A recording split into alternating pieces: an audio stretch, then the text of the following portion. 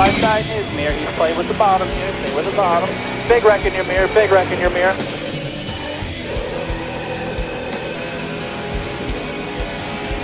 Oh no! Oh my God! That looks awful.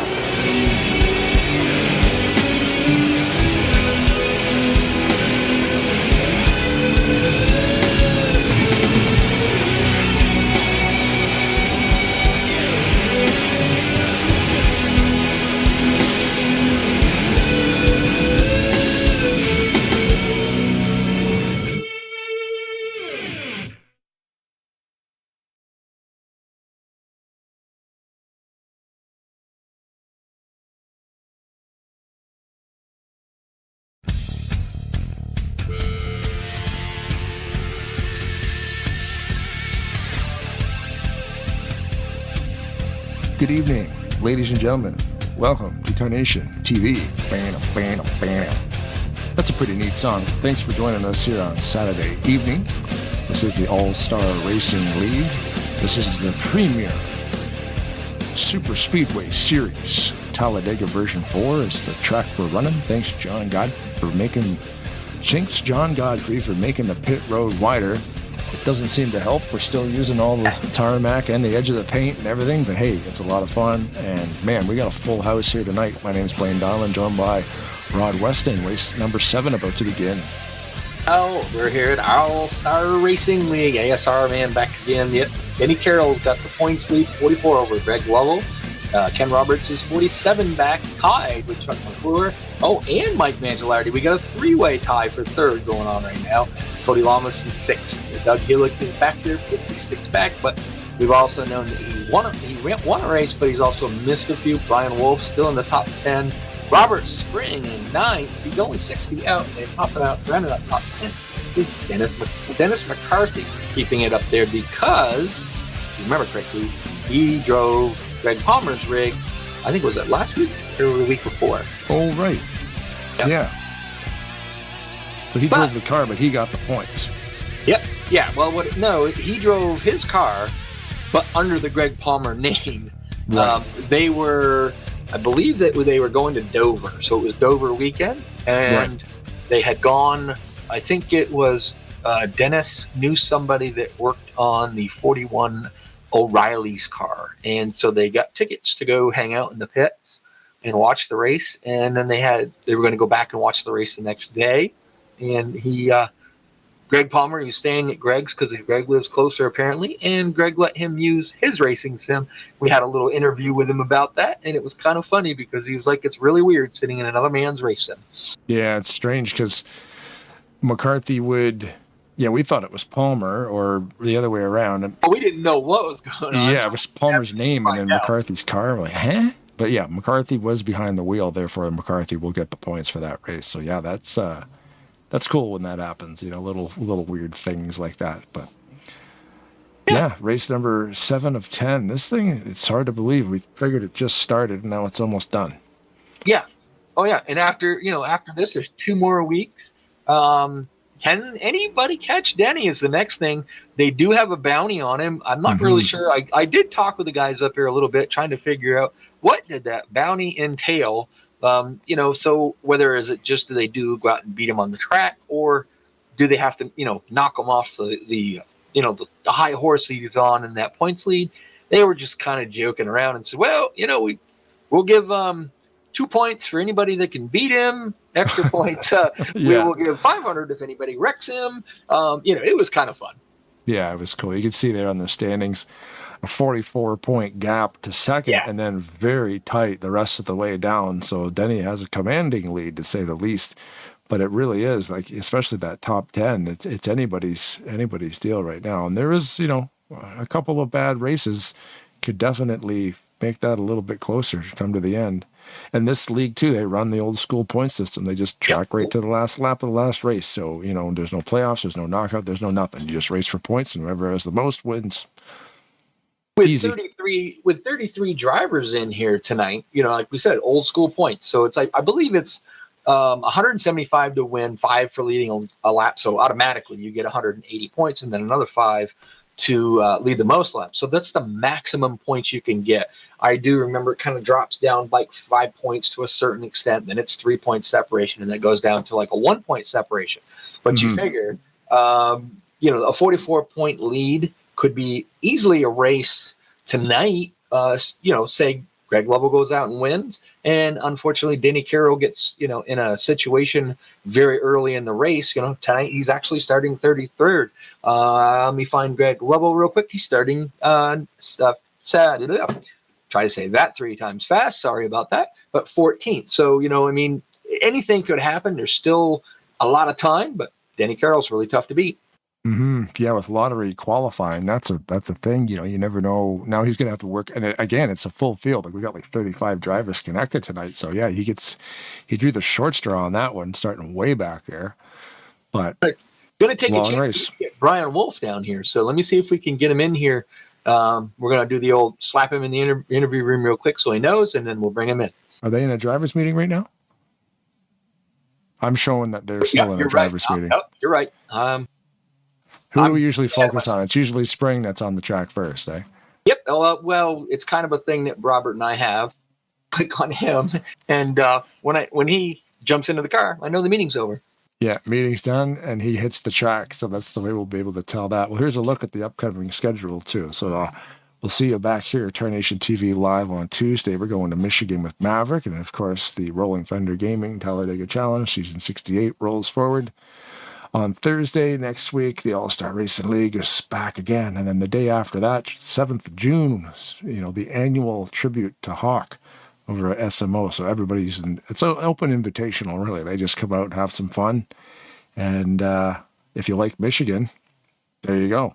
Get in there with SMO on June 7th. It's a Sunday evening. Starts around 9 o'clock.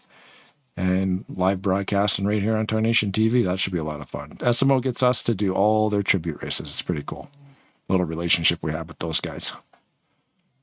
Looking at the chats, obviously Randy Waugh's been on there. Let's go racing Corey. I responded to that to him. David Chin's in there. Good luck, guys. Is David into the field tonight? I hope. Yes, he is. Awesome.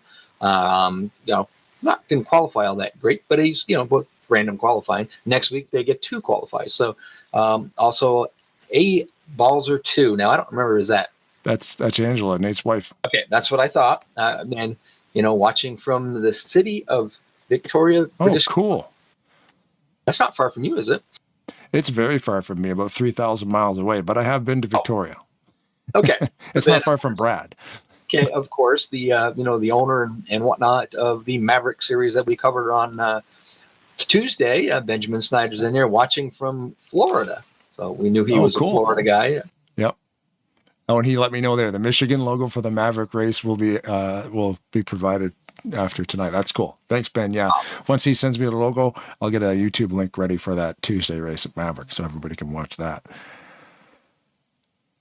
And now I want to see exactly how far Victoria is from me. 1 second. It's 3,000 is too far. Well, and then, of course, on Sunday, I'm hoping I'll be home in time. For anybody of you guys out there that don't know, I actually race go-karts in real life and like I said, tomorrow I'll be racing.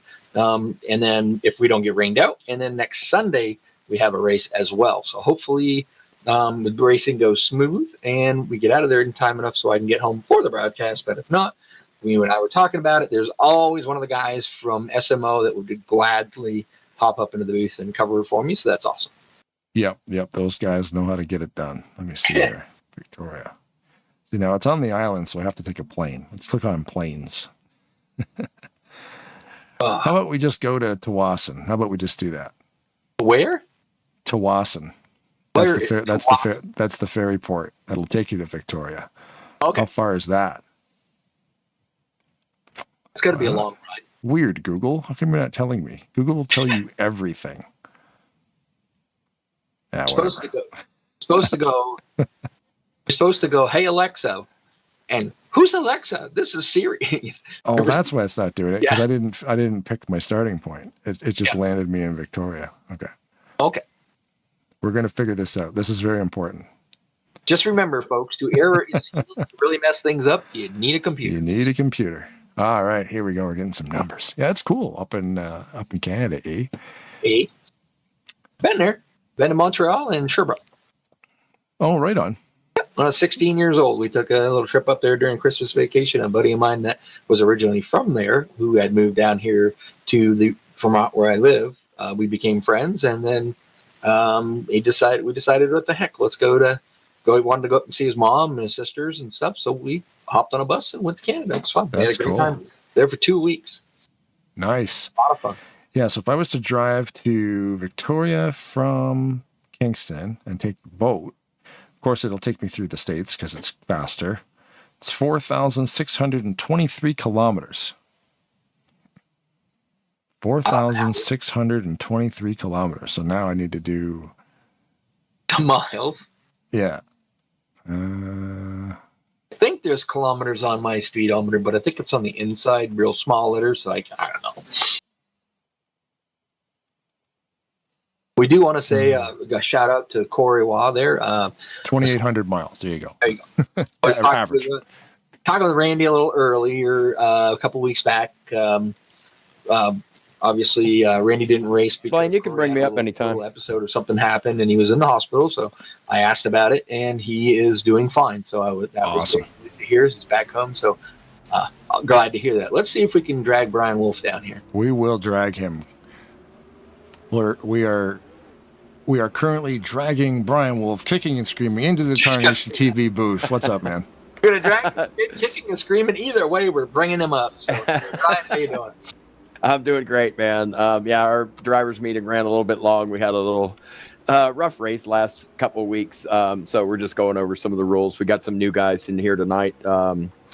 As always, thanks, guys, for the opportunity to get up in here and thank our sponsors, Bryant Motorsports, Auto Sales and Parts Barn, for the tremendous job they're doing in keeping us broadcasting and keeping us out in the public.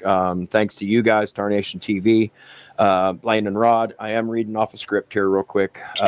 Our review team that we put together is just phenomenal. Ken Roberts, myself, Robert Breedlove, Robert Spring, Mike Mangialardi, Brian Ross, and Garland Oaks, keeping it fair.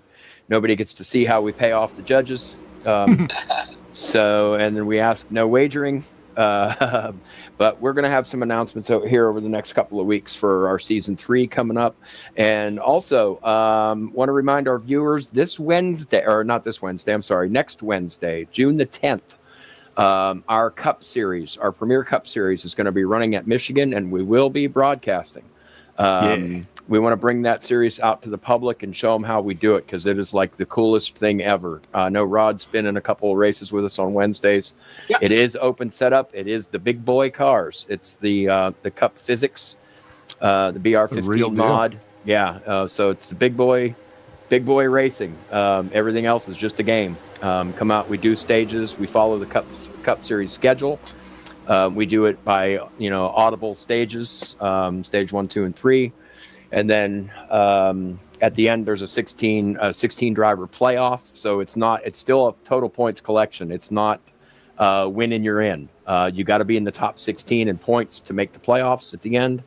And however you get there is how you get there. But man, we've been having so much fun with that Wednesday series. It's a ball. And I just thought it was time to bring it out to the public and let folks see how we do it. Maybe try to attract some drivers, because these guys are just set up gurus, man. They know what they're doing. This is, to me, it's the difference between racers and gamers. You know what I mean? It's going to be a fun broadcast, because now we have to remember you guys can control wedge, track bar, tape, tire pressures on each individual tire. You can control everything. And then in the garage, it's endless. Spring tensions, shocks, compression, rebound. It's incredible. Brake bias, sway bar, toe, camber. I mean, it is everything and everything. And I apologize, I didn't make it last night. I had a little bit of an injury that was not going to allow me to be there. But I'm there every Wednesday normally, and it is a awesome series to run in. And you talk about doing setups. Yeah, I mean, I've showed up down there with no setup and just made my own setup and gone out. And I've been, struggled some and been competitive some, and I just have so much fun. It's the one I look for every Wednesday. I'm sorry. I'm getting instruction from race control here, and I'm sorry, guys, but I got to go. Hopefully, I'll be in the top 3. we're going to be gridding up here. You will see some guys. It was Lotto Coup. You will see some guys go to the back for their starting positions. We do have a few 5 or 6 or so DNQs for tonight, and we've got the 53 coming back off being parked for penalties and blah blah blah blah blah. He's on one park tonight, so keep your eye on him. Yeah, we're gridding up here in about 20 seconds, guys. So thanks for having me up. Appreciate it. All right, Cool. good luck. There you go. Yeah, the Open, that'll be fun. We were actually tossing the idea around. He brought it up that maybe we broadcast that on Turbo. But we've decided to stick with this channel because this is the one that's got all the followers on it. It's more popular. And look, Turbo would be fun in that's a league points race. Yeah. I think the Turbo broadcast, and we won't go around looking to be swearing like crazy, but it could get just a little bit more loosey-goosey, have a little bit more fun with it. And one day we'll do it somewhere if anybody wants to do it. But I think that'll be a lot of fun, man. The open setup broadcasts are always super cool. And I'm looking forward to that, actually, because, I race there. I don't race every week, obviously. We've had a few other broadcasts that happen on Wednesday. And like I said, I didn't think I felt comfortable going in there on last Wednesday just because I had a little bit of an injury to my elbow. And I got a race tomorrow, so I didn't want to go in and aggravate that so I could race. So kind of decided to hang out. I did go on Thursday. I raced it over to RTG, and it wasn't bad. But there, it's just, you just pull the throttle back and go kind of thing. And so it worked out pretty good, and didn't work out good for a finish for me. Just didn't have the luck I needed when Bernie Mob, I think it was Bernie Mob, spun. I had nowhere to go and kind of clipped in and did a little damage to the car, so I struggled for the race. But getting ready to do the parade lap. Did you want to grab Nate for a second, or did you want to wait sure, till we the can race try gets to grab rolling? him. It'll be fine. Talk to Nate Balser here if we can. Wonder if he's in Victoria as well. You got Ron Blaine in the booth. You got a copy. I got you a copy. All right. Well, hey, gotta grab you up here. Grab a quick question. Right now we'll get you talking other things, but you do the breast cancer awareness race every year. You got a few seconds, not long. Tell us a little bit about what some of the changes you made and when that's going to happen. Yeah, we're going to hold the breast cancer race, which is actually turned into all cancer, and so the change in theme is just going to look out for everybody that we've lost that's suffering, and hopefully in the medical field they'll come up with some research that eventually put an end to it. And we're just glad to put on a race, which is going to be in September again. And what little we can do to donate and bring awareness will help somebody. So that's the whole idea. And that is awesome. So you're getting ready to put on the back stretch there, but quick question. What do you think of your chances with this group? A lot of talents out there. You're starting deep in the field back there. Think you can get her done or what? Yeah, we got put way back here. We're had some rough luck the past couple of weeks, and we're just gonna pay attention, try to stay out of trouble, and see if we can get to the front tonight. And that's what we're gonna shoot for. All right. Well, good luck. Get that Monster Energy Chevy Camaro up there in the front. So good luck. Hopefully, if we get a chance, we'll talk to you later. So good luck. You got it. I'll be here. Thanks, Blaine and Rod. Appreciate it, guys. All right. Thanks, buddy. Nate. Good luck. Thanks, buddy. There you go. Yeah, Kind of we something should've- we're trying this year from, they wanted to do. So we've been doing that. Working out pretty good so far. So Gotta ask him why the other half is in Victoria. I wonder if he's there too. Maybe he's in the hotel room on a laptop, Probably playing on a the keyboard or beach. something. maybe he's on the beach with his, toes in the sand and a wheel in his hand. So There you go. That's one way to do it. Chuck McClure gets the green flag. He gets a great run. Bobby Farrell giving him a pretty darn good push. Cy Jones got the outside. Didn't quite get the start that he needed there. That inside line's going to prevail. We always see it kind of prevail on the inside when it starts and restarts. And then usually we see the outside pick up on the exit of turn 2. That's not going to happen tonight. They didn't get a good start, and they're not very organized on that high side yet. I got some cool generics sent to me there. So you see Cy in Kellogg's Cornflakes car with a funny looking 07 on the roof. That's a generic car file. We were unable to find his car file for some reason. He's usually running a Sunoco paint job. Yes. Very cool looking paint scheme too. I've always liked that old Sunoco paint scheme. It's kind of a cool, good color combination. And I understand he is from Canada as well. Yes, he is. Cyber. Yeah, Graham McDonald and Cybers. Graham does not race here, I don't believe, does he? On occasion, he doesn't. He's not here tonight, no. But on occasion, he does pop in and race here. But he's a lot of races, a lot of different places. We got a lot of guys like you always see. Denny Carroll and Randy Waugh. No matter where you go, they're usually there racing. Speaking of that, Randy Waugh's out there out front on the outside crew. Missed how he got snuck up there and took the lead away. Yeah. He has a handful of Canadian guys kicking around out here. And you'll notice that outside groove right now is probably where most of them want to be. It seems to always be a decent groove. But as you will see, there's a few of them that started poking out there. They're going to start getting that third lane going if they get an opportunity to do that. We have still yet to figure out the physics of how or why it works. But once they get 3 wide, the inside just does not go. It seems to get sucked back every single time. See that white car on the bottom part, but Pat McCarthy got a wicked run, had to go to the low line. Trying to use that momentum that he had instead of pushing the car in front of him, he tried to use it to get down there. Unfortunately, not that Pat did anything wrong, but the way you transfer 2 lanes like that, we've seen people get it right, and it works out really good, and the transition is very, very smooth. Then again, you've seen times when people go down and you get it timed wrong, and you end up slowing that lane down. That's kind of what happened there. Pat kind of slowed that lane down just a little bit, but you can see they're getting pretty organized on the bottom. He's starting to roll his way towards the front. Yeah, it was almost like he had to go when he did go, and there was just a gap there, too much of a gap, really. So it just kind of lagged up a little bit, slowed him down just a little bit because he didn't have anybody right on him. But they're getting back to it now. You can see the bump drafting going down back straight away. Great camera shots. And then, of course, they were doing really good there for a minute, and Pat McCarski was right out there, almost to the side of RJ Cabana there. But they kind of got a little bit separated there a little bit. And it's not working out real well. Brian Rawson's trying to get a third groove up there. But you watch some of them guys that are in front of him, they're going to pull out in front of him as soon as they see that momentum coming on that high side. You keep seeing Mark Paglia kind of just poking out there, looking. He's looking back and seeing that line coming.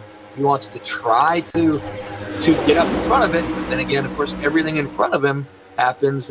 Randy Waugh, RJ Cabana, and Robert Breedlove. They got that momentum going quick. They decided, there was more momentum on the bottom. They went to the bottom. Using Paglia as focus, too, because it gets a lot of the cars in view. That's a sweet-looking new car he's rolling. Usually he's not... I'm so used to him being in that Havoline Texaco-looking thing. Yeah, the Quaker State one. Yeah, is that possibly a Busch scheme? I don't think it is. It is a old cut scheme, I think. I don't know. It could be a Busch one, but I'm trying to think. I think had the Quaker State? I think Ricky Rudd ran it. And one of the Bodine brothers, the youngest one, I forget what it is. Brett, Terry and Robbie, and there's all kinds of them. The whole family used to drive, right? A lot of talented people come out of that family. Though. All 3 of them were really good shoes. Not a big Jeff Bodine fan.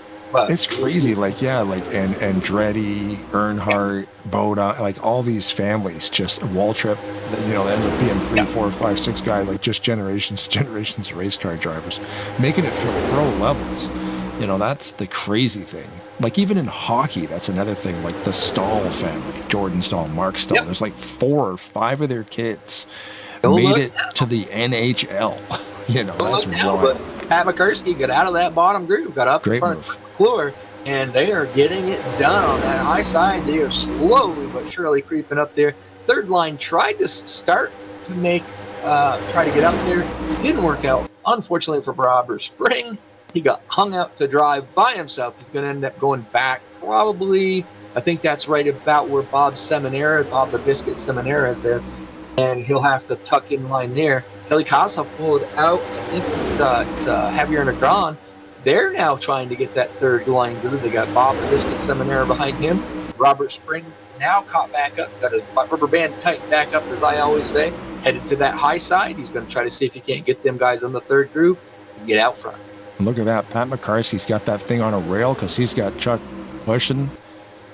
Chuck McClure will push that car. You can see McCarthy's got it right on that white line. He is just sailing it up there. Great move by him to get, from where he was to that high side to Oh, the there's line. Roberts. I was Why is just going to he say, going 2 laps down? This will be, he's already 1 lap down. We missed that. Maybe he had a connection issue? I will have to find out. We get an opportunity for McClure caution. bails on McCarthy. Yeah, but you knew that was going to happen. McClure is one of those. I mean, I don't mean to say it that way. These They'll guys use you and they'll great. drop you. They're all great Superspeedway racers, but you know what I mean. McClure, he don't want to be behind somebody. He wants to be out front. Yeah. Time champion in the Thursday night series. He's a great Superspeedway racer. I got to look to see where he is in points. I don't remember seeing him. I don't know if he's ran a complete season over here yet. Got Brian Rawson in the 6 and then Valvoline car on the top side leading that third line. You're going to see this thing moving. Wow. So aggressive bump and love it. Stand corrected because I kind of glanced at the points. Chuck McClure is one of the 3. Ken Roberts, Chuck McClure, and Mike Mangialardi, as I mentioned before, are all tied for 3rd place in points. So McClure wants to get out there, wants to get, them lap lead bonus. He wants to lead as much as he can to try to separate himself, and at the same time, try to catch Greg Lovell and Denny Carroll. Looking at the YouTube chat there, so where did we go here? Madison's in there. Madison's just watching from home. Yep. Angela's on vacation with her parents and the sister. An annual trip. That's cool. Talking to the bar at the Fisherman's Wharf if I can get them to broadcast the race on their big screen. If not, we're just going to watch it and enjoy some pints. So they're watching it on their phones and they want them to put it up on the big screen. Hey, man, if you don't tell people it's a video game, they're probably not even they're going to think it's a real race. Oh, yeah. Oh, that would be awesome for us, man. That would be very cool. Because from a distance, you're like, oh, there's NASCAR on the screen.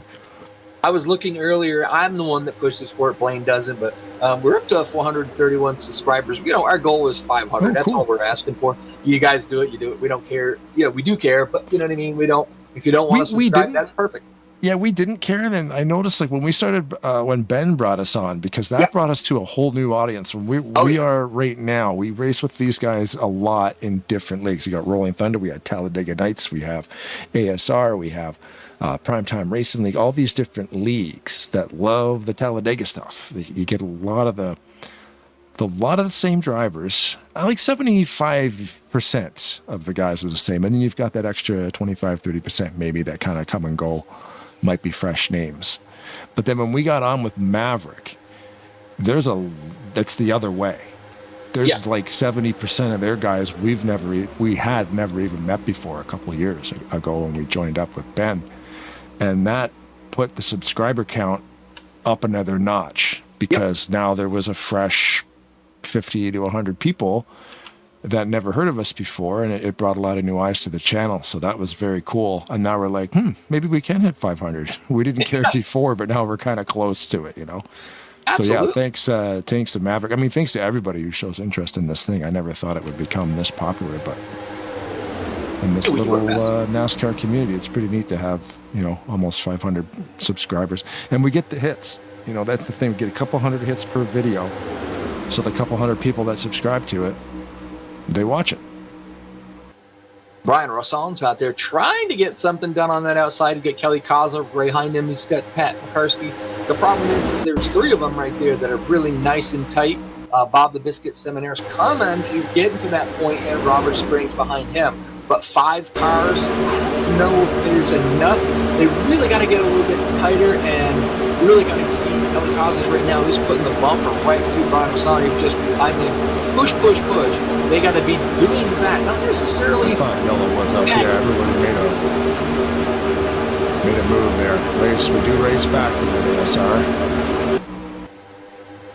It looked like something happened there when I changed camera angles, but I missed it. So we'll go back and take a look at that. Just stick with us.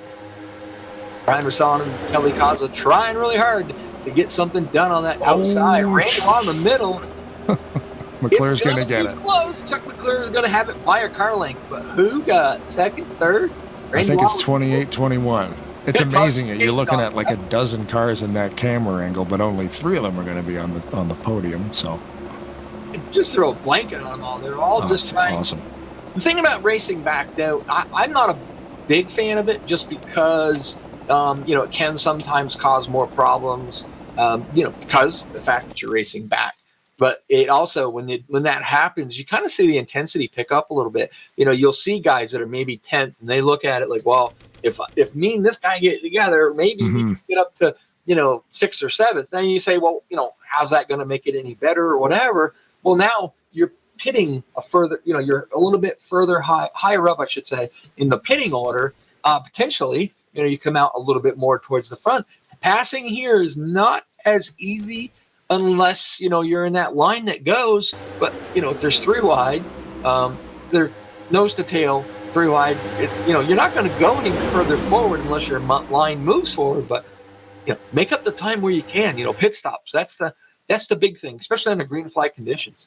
Those guys almost saved that. It was Keith Bynum and Dale Shalinsky kind of got a little bit cramped in their lanes, and they both looked like they were going to spin, and then Bynum actually went around. Oh, who's that over there?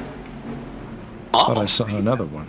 Yeah, they almost saved it. Both of them made the save, and then I thought for a minute he was going to pull a Kyle Busch and drop the nose down on the apron there and save it and keep it going. But unfortunately, lost the back end of it. Kazi was sitting down near the pit entrance wall there. He got a little out of shape. See, Brian Wolf will stay out, lead a lap. Now he is. Oh, Farrell bumped into him. Uh-oh. No damage, though. That's good. Good news for Kazi, the 00. Yeah, I just got my Elmo 200 stickers the other day.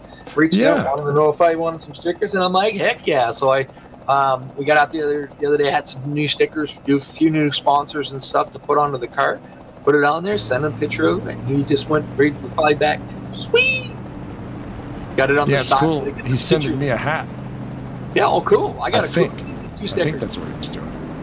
Yeah, I got stickers from last year's. I'm looking at them right now. Actually, I got them stuck inside a picture frame up on the wall. And I got a shirt from the first one. I got stickers and some other stuff. It's cool. He always, we never charge for charity events like that, but then he always ends up sending us a little care package, which is cool. All right, Ken Roberts, you got Rod and Blaine in the booth live. You got a copy? Sure do. Go ahead. Well, we just have a quick curiosity question. Your lap's down. What happens? I don't know. Something happened with the computer, and it just froze up right as we grid up. Oh, so you had a computer issue that put you a couple of laps down. Okay. Yeah. Well, we were just kind of, wondering what happened to you. But unfortunately, you should be the lucky dog this time by. And do you guys give laps back until you get one down, or a situation like that, or is it just the way the game plays it out? Yeah, we're gonna because I came back, I'll get the 1 lap, and I'll get my lucky dog here, so I'll be back on the lead lap. Cool. All right, that's all. We just wanted to know why you wasn't, what happened, why you weren't there. So yeah, 10-4. Just I don't know what happened. Something happened. Everything froze up. First time I'd ever done that, so I'm not sure what happened. Hey, remember, to err is human. To really mess things up, you need a computer. So True. All right, good luck, buddy. All right, have a good night, guys. Thanks, Ken. Make your way to the front. And that explains that. Brian Wolf stayed out, led that lap. Like we said before, Brian Wolf is 8th in points, 58 points behind the leader, Denny Carroll. If you had the opportunity to do that, we're 15 laps into the race. Why not? You're going to start in the back, but it's Superspeedway racing. He's done this enough. All of these guys have the potential to go back to the back as long as they don't have the damage and come back and lead this race. You just gotta have the racing gods with you, I guess, and work your way up through the pack. And they do exist, the racing gods. There's David Chin back there, just coming off pit road. We should play. We do have commercials. And thanks, David Chin, for bringing us in here at Bryant Motorsports Auto Sales and the Parts Barn. Of course, that's the car that's branded with the sponsors. And these guys, you know, again, thanks for the participation with TARNATION TV and bringing us on board to do these Saturday night series. They're always loaded with talent and always super fun. So yellow's still flashing. We'll go to a commercial break right about now, and we will see you shortly.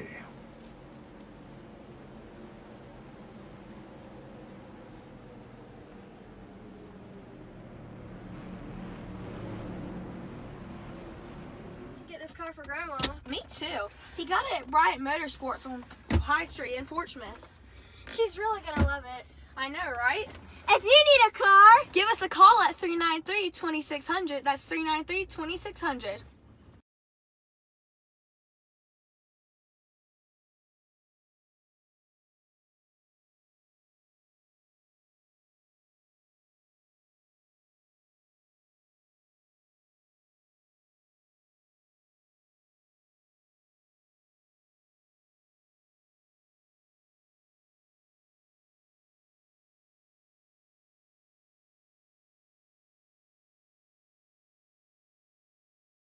At the Parts Barn Used Auto Parts, we're crushing cars and prices. The last Saturday of every month is half price. We pull for you, or you pull your own and save even more. Call or search inventory at partsbarnva.com. The Parts Barn, Suffolk and Portsmouth.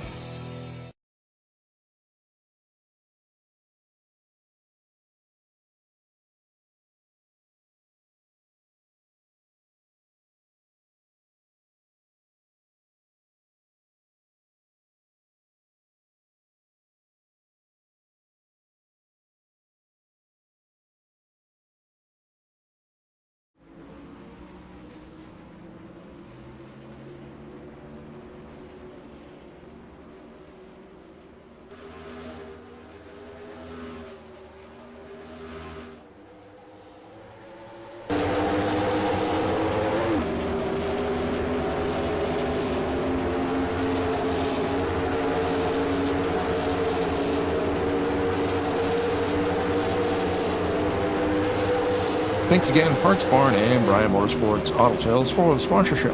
Head on over to those websites you just watched for more information.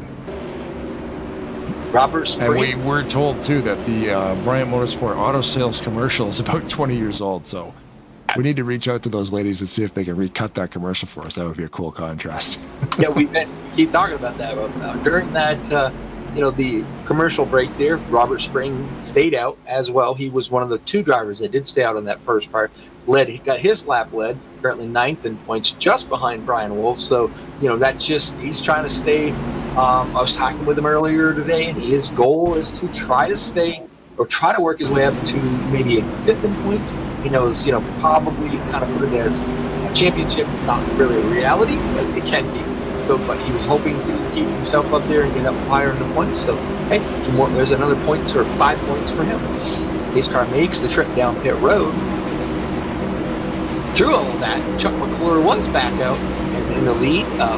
Mark Paglia, Randy Waugh, Brian Rosson, R.J. Cabana, and Greg Lovell up 6. Whoa! Rosson, wow. Rosson timed it right.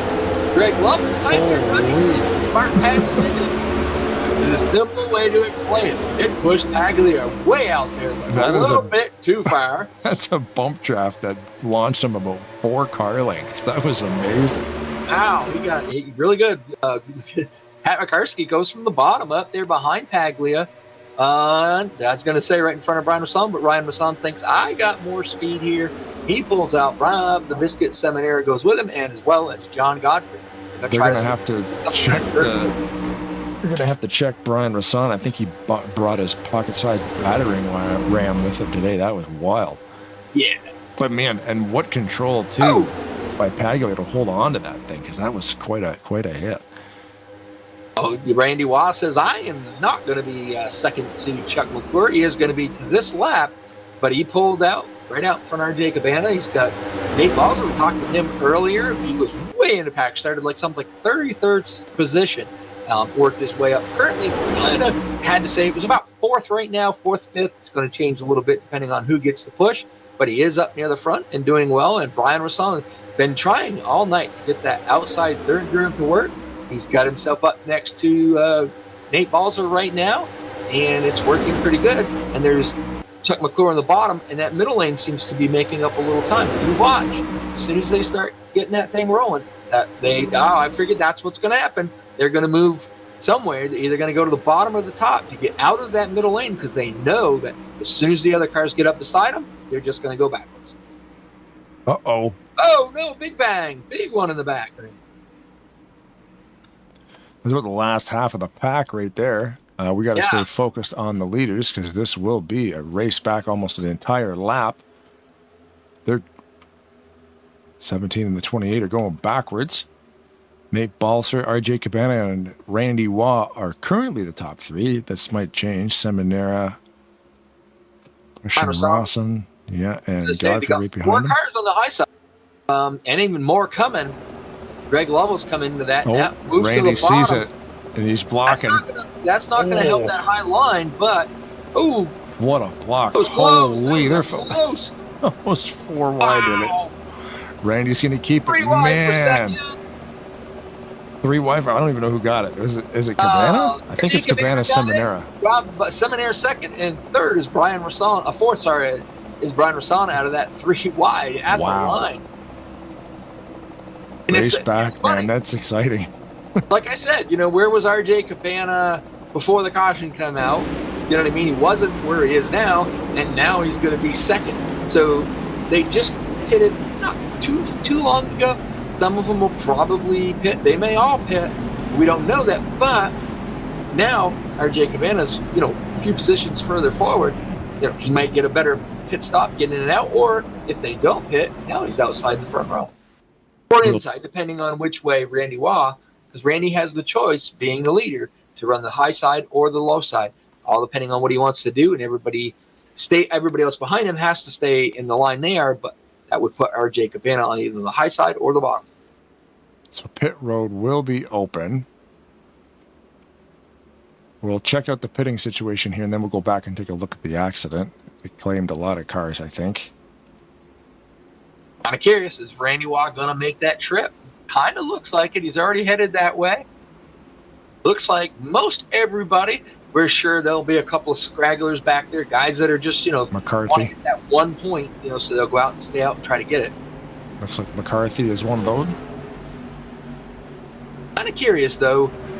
We pitted not that long ago. I did not pay attention to what they were putting on for tires. So I'm checking. Nobody's taking tires so far. It's all just fuel. Billy Elliser's taking rights. Oh no! Oh, that was close.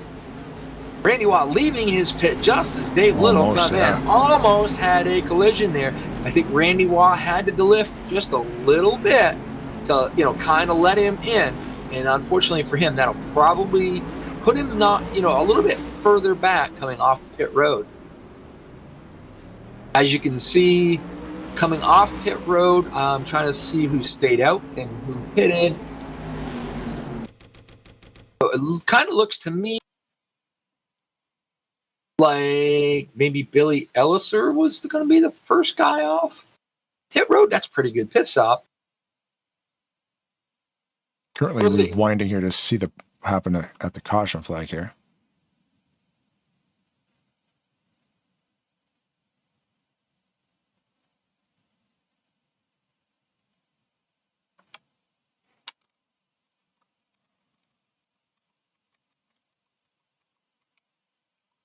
Okay, looks like a bunch of people crashed. All right. Go in slow motion to see where it starts. It's a green car. It's a green and yellow car. I just can't see exactly which one because there's about 4 of them in a row right here. So, well, the green and yellow, the green and white kind of sort of, that one was Mark Paglia, I think. But at this time around, Dennis McCarthy decided to stay out. He got his lap led. He's currently 10th in points, 78 behind. So that gives him that 5 extra bonus points that could pay off anytime. Right behind him, Cody Lamas. We haven't really seen much out of Cody tonight. He's been kind of running around in the back. not very reminiscent of what he usually does. He's usually right there running up front. Probably got a plan, that's all. It looked like it was Rick Becker on the bottom. Not his fault. There was a big checkup on the bottom row there, and he just couldn't get enough space between him and Mangialardi, and they both went around. Kazi almost got rolled by Spring. Nothing too crazy, though. On a restart, they're not at full speed either, right? So you can see Rick there, Rick Becker. Oh, yeah. Getting some repairs. Oh, they just fixed her up there. I don't know if that was Green Bay Packers. What it was, but it almost looked like the car just turned, so he might have got hit. I'm not really 100% sure. Yeah, just the bottom line was checking, and just not enough room to squeak through there. You've seen it called the accordion effect. Something happens up to the front. Somebody, you kind of have to. I don't want to call it brake check, but you got to lift. When you're behind them, sometimes it's hard to see when that happens. What happens that kind of transfers back. Well, as it further it gets back, usually 5-6 cars back from that, something happens. They have a little bit of contact. That accordion effect ends up affecting somebody that's usually 5-6 cars behind where it all started. Yeah. Just checking on Brian Wolf there. He is currently in the 15th spot. He's been staying out of trouble. Led a lap early, so he's just there in the points right so far. He's going to see what he can do, how far much further he can go up.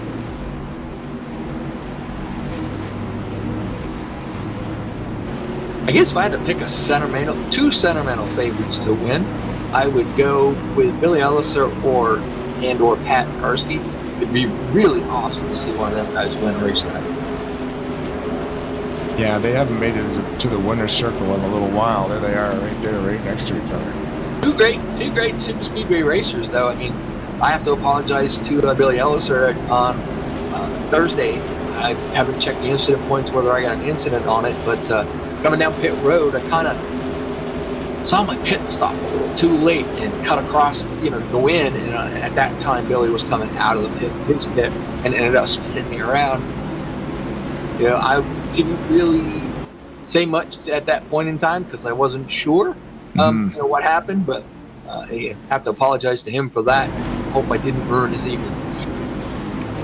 Yeah, and that's the thing on Thursday, much like tonight, full house.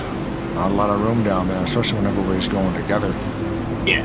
We talked about RJ Cabana earlier, racing back and finishing in that, hitting the line and crossing it in second position, and how important that could be. Well, currently right now, as its control car right now, RJ Cabana out front. Second, Bob Biscuit, Seminara, and Randy Waugh, the guy that was leading that situation. Of course, remember I told you he had to do a little bit of a brake check to let Dave Little get into his pit as he was exiting his. That cost him 2 positions. And then, of course, Nate Balzer up there in the 4th position.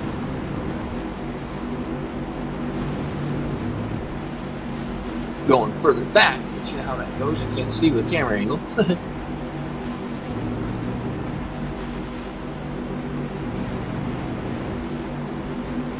Luncheon we can hear on Cabana, of course. Everybody always conserving fuel no matter what. Oh yeah, every time. Everybody will be clutching. It's just a common thing. They can do. I played around the other day during practice. I did a whole fuel run, and with the guys on Thursday night, same setup, same everything, and being the lead car, dragging everybody around for that practice, I could only do 18 laps.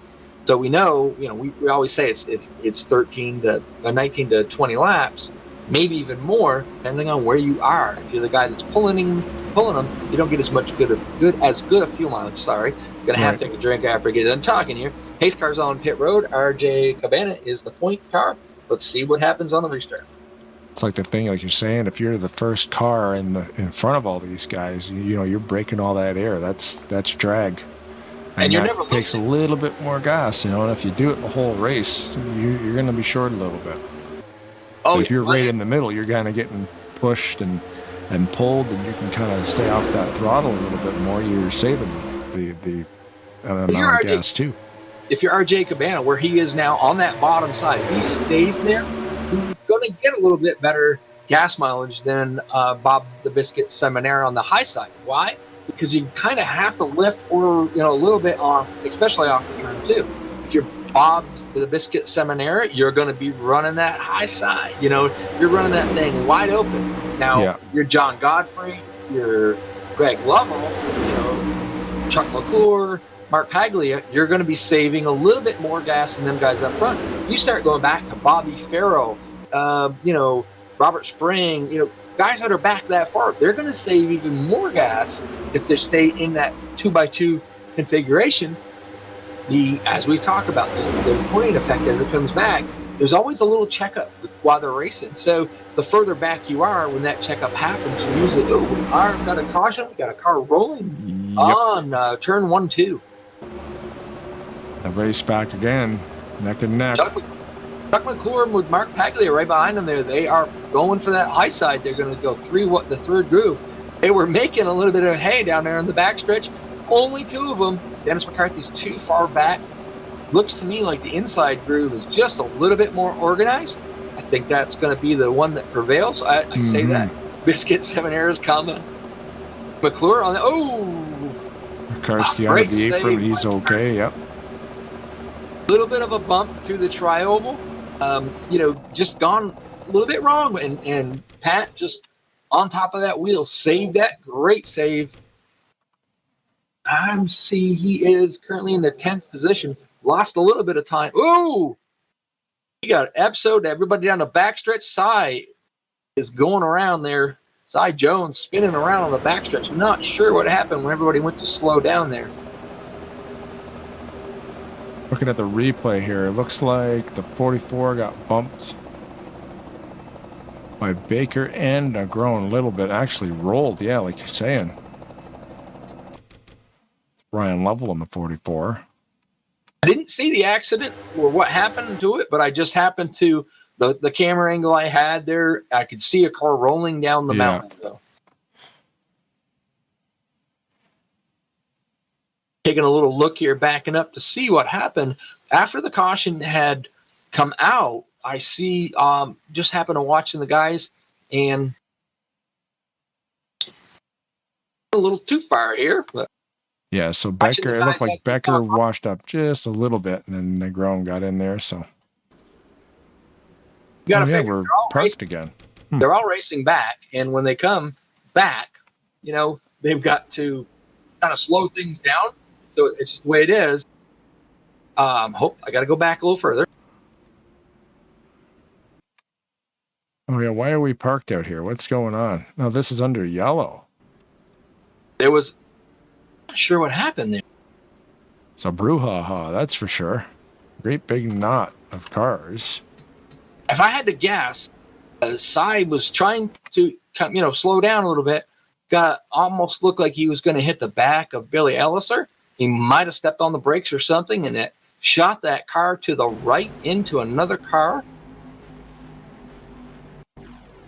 That is the episode that happened under caution. Into Dennis McCarthy. I couldn't. Yeah, now they're going to get it all sorted out. Sort of. They're all making pit stops, so it's kind of irrelevant, really. Happening under yellow, that will definitely affect a lot of positions. Because these pit stops will wash. This is live, by the way. These pit stops will kind of wash all that out. If there's any issues with where you had to be and where you're going to restart, it doesn't matter. Once you go down pit road, it's. Whoever gets out of there first is going to be in front of... Yeah, you know what I'm trying to say. Yeah. Well, I don't know. I didn't see whether Robert Breedlove stayed out or not, but he was able to lead that lap. And I'm not really sure. Now he's letting everybody go by. So I'm not really sure what happened there. But Breedlove is currently in the 11th position, 100. That's having he's got 122 points so far this season. But he's 83 points out, trying to work his way in, at least into that top 10, work his way up towards a championship. Kind of a hard climb for him with only 3 to go. Not impossible, just a little bit of a climb.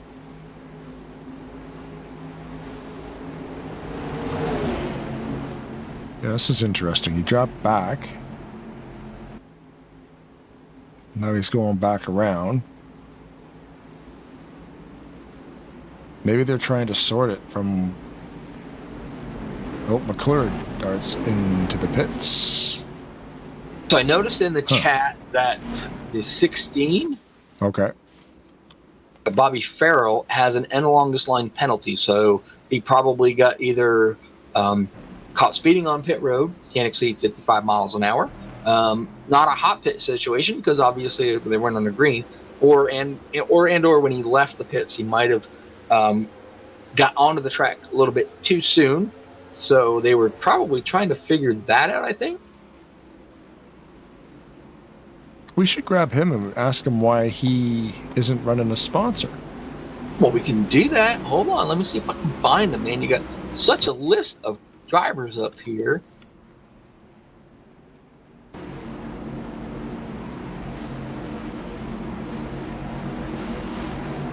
Hopefully they talk to the guys and remember how we told them to go to the interview room before they come in. Bobby Farrell, you got Rod and Blaine in the booth. You're live. You got a copy? I got you loud and clear. How you guys doing tonight? Yeah, having a heck of a good time. Blaine has a question for you. So yeah, I'm just curious. All season you've just been running a straight up sky blue car with no sponsorships. Like what's going on there? Well, lost my sponsor, so we're trying to get a good run to see if we can't, find somebody interested and put their name on this car. I think we can make that thing a TARNATION TV car. Really, I think that's what you have. That wouldn't be a bad idea, but so far we're sitting in the back, so I'm not all that sure any sponsors right now want to see the car in the back of the field. They want to see their car up front, so we're trying to get up there, but it's been a little crazy tonight, so we'll see what we can do. So you got an end along this line penalty. Was that for speeding on pit road or illegal exit onto the track? No, that was I got a penalty to start with under trying to avoid that wreck that happened under caution, but then driver made a mistake on pit road and just sped a little bit, and here I am sitting in the back of the field right now. Well, you still got, I'm going to say about 36 laps to get your way to the front. I believe you can do it. So get that Ford Mustang up there, buddy. Yeah, we're going to give it our best shot to get back up towards the front. I know I qualified up front, or Lotto qualified up front, so I got a good pit stall, so that's going to help us out a little bit, and see if we can't be near the front fighting for the win at the end of this thing. All right, good luck, buddy. Thank you, guys. Good luck, Bobby. Thanks. Oh, there you go. I think as we suspected. You got to get talking with him. You got to get some TARNATION TV logos. You take that car just like it is right now. Throw a little TARNATION TV logos on it. Maybe a little straight down the back side of it or something. I've got a Men's Cup scheme with TARNATION on it already. I can just send him the file and change the number. Wonder how much he charges. I don't know. Gotta find out. We can bring him out later. $200 a race. He'd probably do it. I would have to find the money though. I was just going to say, you don't make that much per race. So we don't. And then what's going to happen from there is you're going to turn around and say, well, hey, I got to cut your bill down. Yeah. I'm like, we're pulling our sponsorship. We can't afford it. We got them out there for 6 laps. Yeah. So after all of the pit road things, we didn't really keep track of pit road. We do apologize for that, but we had a lot of other things to look at. Robert Breedlove is currently on point, has led this lap outside RJ Cabana. Then Randy Waugh, go Corey. John Godfrey, glad to see him up there, currently in the 4th position. Bob the Biscuit Seminaire is in 5th. Then we got Greg Lovell there in 6th. Dennis McCarthy still running strong there in the 7th position. Outside of him, current point leader, Danny Carroll. Inside, that would be Brian Rosson, and Mark Paglia is your top 10.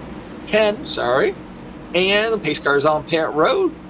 Flagman is looking and pointing at Robert Breedlove. Let's see how this thing starts. And Robert Breedlove choosing to stay where he is. odd numbers on the inside. Although being the leader, you can switch positions. Randy Waugh with a great sharp start. Sorry. Pushing Robert Breedlove right out there. I hopefully didn't hit him too hard, give him too much of a push. We saw that earlier. Well, if Robert wants to move up, this is usually what happens. Like they'll stay low, but then they'll slide up. I think he's just he's looking in that rearview mirror right now. He's not driving. That front windshield right now is useless. He is looking in that rearview mirror. Whatever line has the momentum, which it turned out to be the bottom line, but you're going to see that top line already. Ooh, what a push by Randy Waugh. I thought for a minute that outside line was going to catch him. Then that big push by Randy Waugh pushed him right out front. But you can see what it did to the bottom line. It separated him a little bit, and that top line still kind of organized, kind of together. That line's going to make much better progress. At the line, I tell you, it's going to be close. I bet you RJ Cabana's going to have it. I would have lost that bet. Oh, my God, when I lost that bet. That was very, very close. It looks like a tie, according to me, 0.00. Yeah. That was pretty darn close. I look back there, I see Doug Heelick in the old black flag car. He is trying to make that third groove work. Oh, sorry. I say that, and as I say that, he has changed positions. Now it's Pat McCarskey out there trying to make it work. It's funny how it changes that quick. Did David Chin retire? He did. He just paid me for the race. I'm like, how'd that happen? He's driving. And then I looked up there, and a couple laps ago, he retired. I tell you, I mean, Rick Becker also. Sorry? He is awesome. That guy has the worst racing luck I've ever seen. Yeah, so retired cars tonight. Doug Hewitt, Kelly Causey, David Chin, and Rick Becker. I don't know if they're...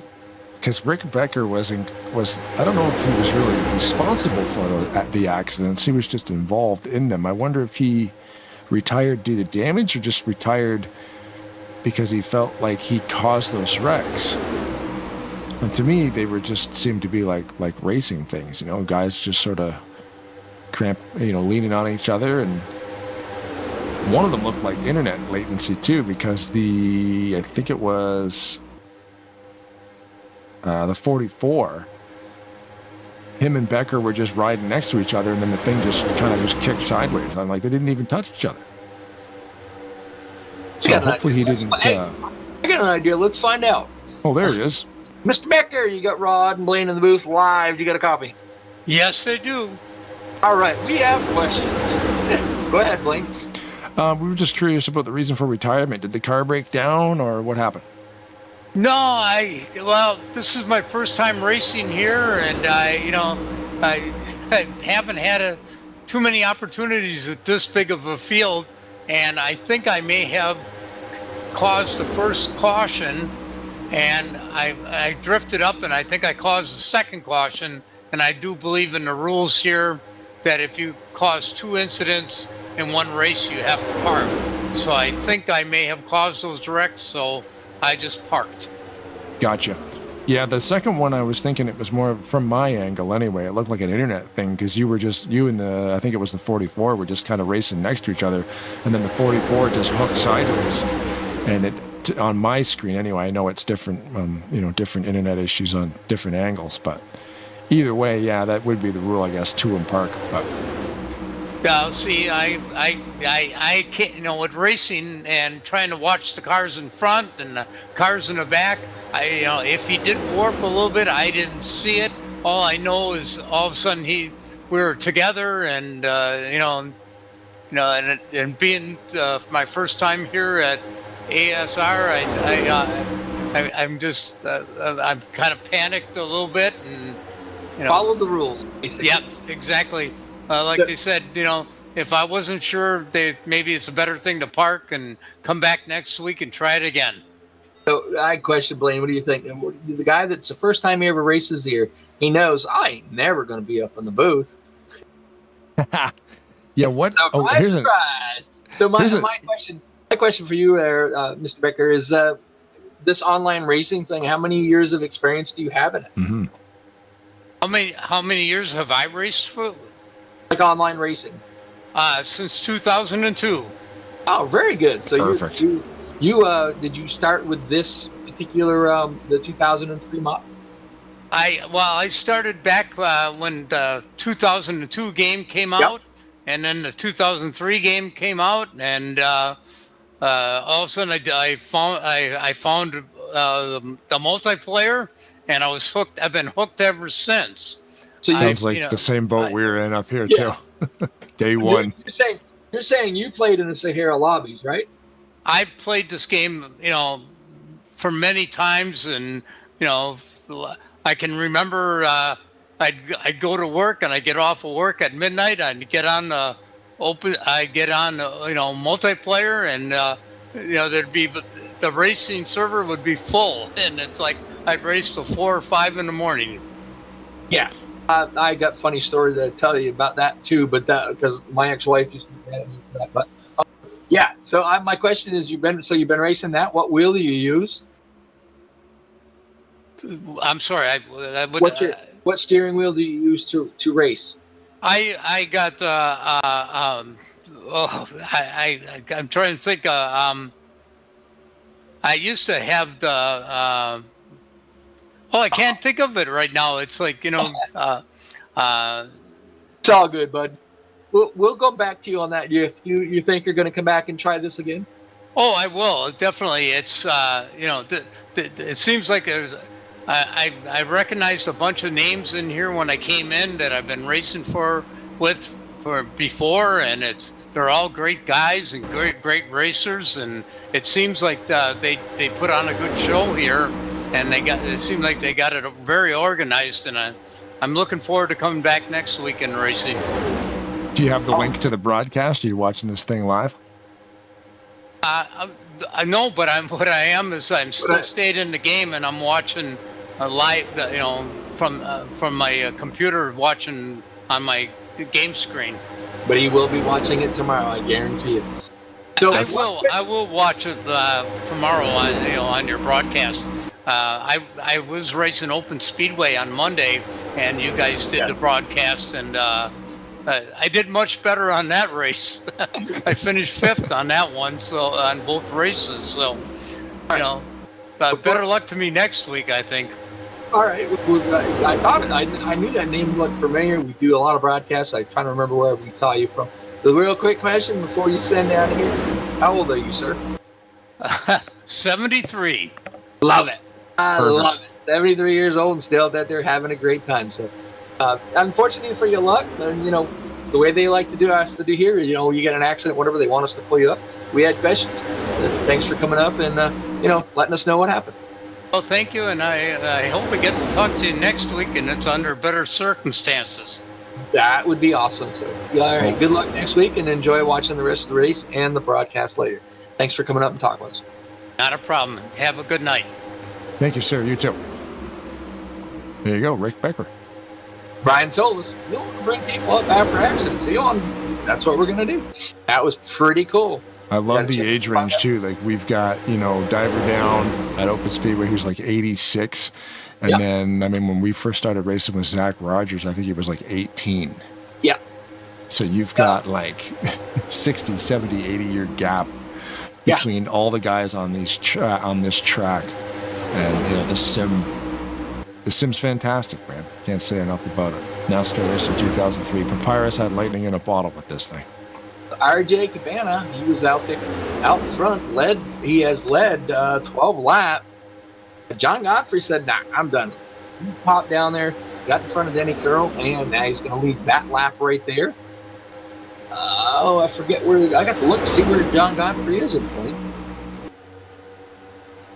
Paglia, McCarthy, and Rawson on that third lane.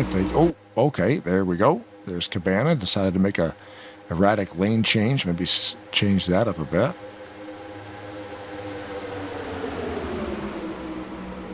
Lost him, had him, and then I lost him here. But he is something like there's Godfrey right there leading. Yeah. 22nd points, 109 out. Actually, another 3-way tie between Brian Rossone, John Godfrey, and Terry Bombard, who I have not seen here tonight. So that's good for him. He's going to hopefully move up. He has made all of the races, but just not. John Godfrey's a heck of a guy at big tracks and stuff.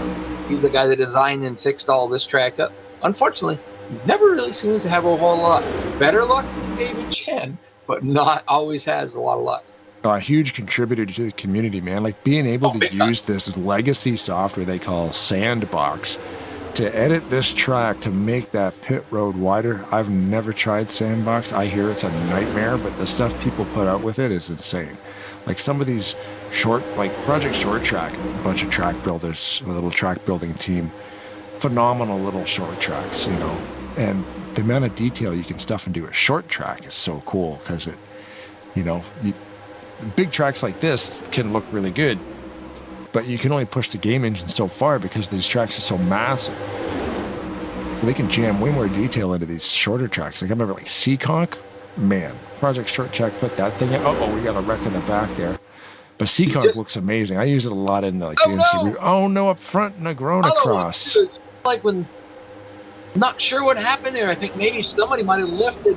A lot of these leagues and stuff don't do the race back thing. So these guys are the only ones that do. Mostly it's when you get, you know, under 10 less laps to go, you go race back. Someone might have lifted there, just not, you know, not being used to that. Got rear-ended. I think that was Javier Negron. There's the race back to the line here. It looks like Godfrey shoots forward again, might actually get it, retaining his lead, and that's his 4th lap led. Oh, I didn't know if Benny Carroll was going to be in second. And when he got there, not very, very close. He just beat out Bob the Biscuit Seminara. So good run for him out there. And Danny Carroll, points leader, right out front, you know, always up there in the front when it comes down to the end of these things. Let's see who. We talked about John Godfrey before. We talked about how he is the guy that made this track. You got a little bit of history to it. This track was the original version of this was, I'm not sure what version of Talladega. They started with, they called it the Burnt Screwdriver Speedway. He got approached by Rodney Sullins, which I'm surprised is not in the field tonight. And I think they're at like a softball tournament, like a major softball tournament. Okay. Yeah. Remember him saying something about that last week. He was going to be gone for a couple of weeks with the family. They go every year to see that. Yeah. The women's softball finals, it's a countrywide, nationwide thing, I think. Yeah. So they approached John Godfrey and said, hey, this is what we want. Can you do it?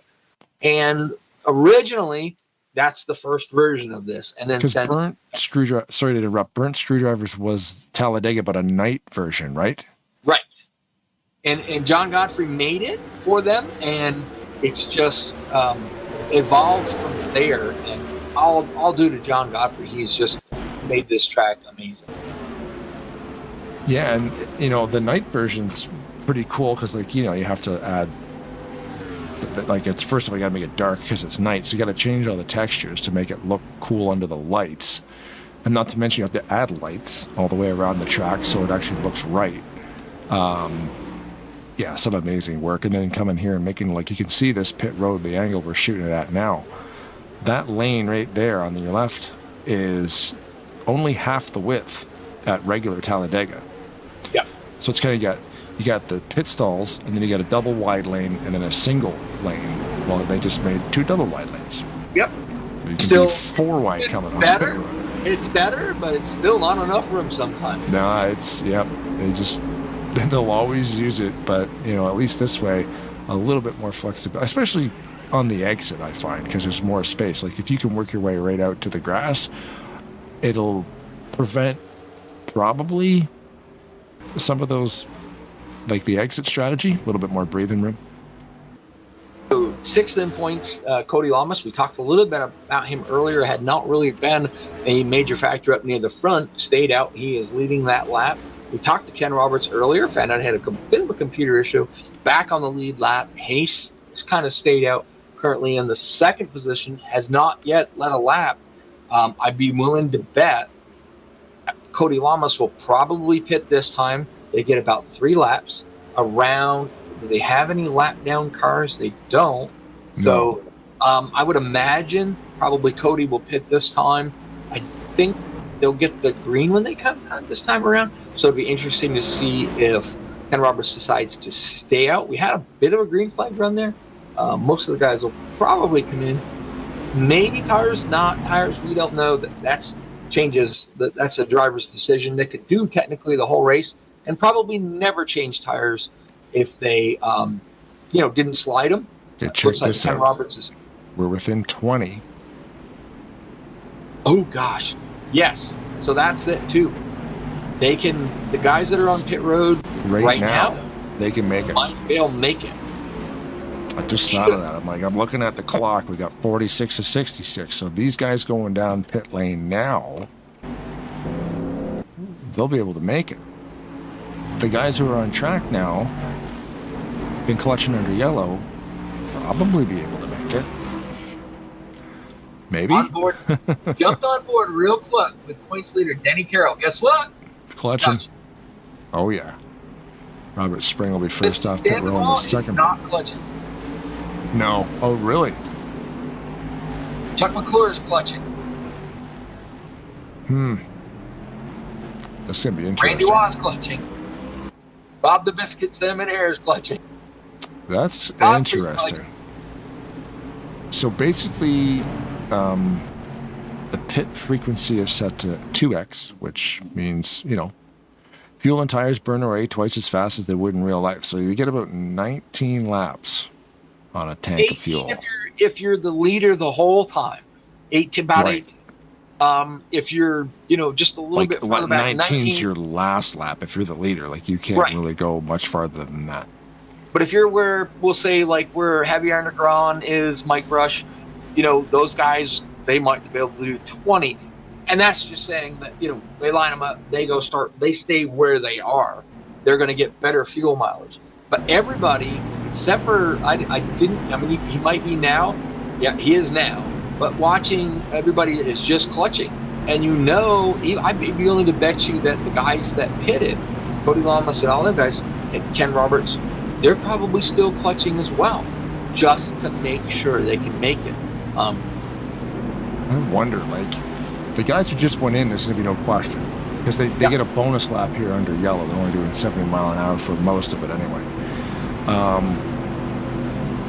Those other guys, they'll probably make it, but it's going to be close. I was watching to see if anybody decided to do it. Yeah, right there might have been another. Yeah, there is some more cars coming down. Talking with Robert Spring, he is saying right now that it's 20 to go, and he is showing a splash of gas. Okay. And he's further back there. So we might end up seeing some of these guys do what we really haven't seen do for a while, and that's actually slow down. Yeah, so Brian Wolf, Greg Lovell, Billy Elliser, Sean Turner, and Cyber pitted again. So Wolf already came down the time before. But if you're in the back, go get that top. If they're going to give you the chance, yeah, why throw not? some fuel in that thing, absolutely. If it ends up being that everybody else can't make it, they go down the back stretch, they start running out of fuel, and you still going full stop, you're going to be right by them if you got room. Those guys there now, to the floor the whole time. Who cares? You don't have to conserve anything. You don't have to clutch at all. But you still would. It's in. How do I put this? The muscle memory. It's muscle just memory. automatic. Yeah. It doesn't matter. You're going to do it. It's just one of those things. You just keep doing it. Looking over to the chat, we got Kelly Kaza on there going, "Let's go, John." Yeah. That Kaza is out of the race already, and unfortunately, so he was pulling for John being up front. Currently, right now, we've got Chuck McClure out front, Danny Carroll second, Ulysses Sandoval was third, Randy Waugh fourth, fifth is Bob the Biscuit Simonier, sixth is John Godfrey, RJ Cabana, Robert Breedlove, Nate Balzer, we talked with him earlier, and Pat McCarskey still running very strong, just down in the top 10. Pat's been up there all day. He does have a lap lead too, so he's got some bonus points there. Been having a really good race.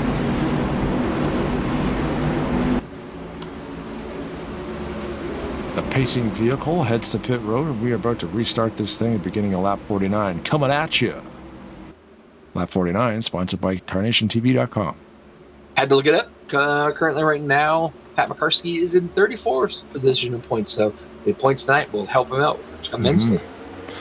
And look at who's running on that outside line, qualifying back in like 35th. Denny Carroll.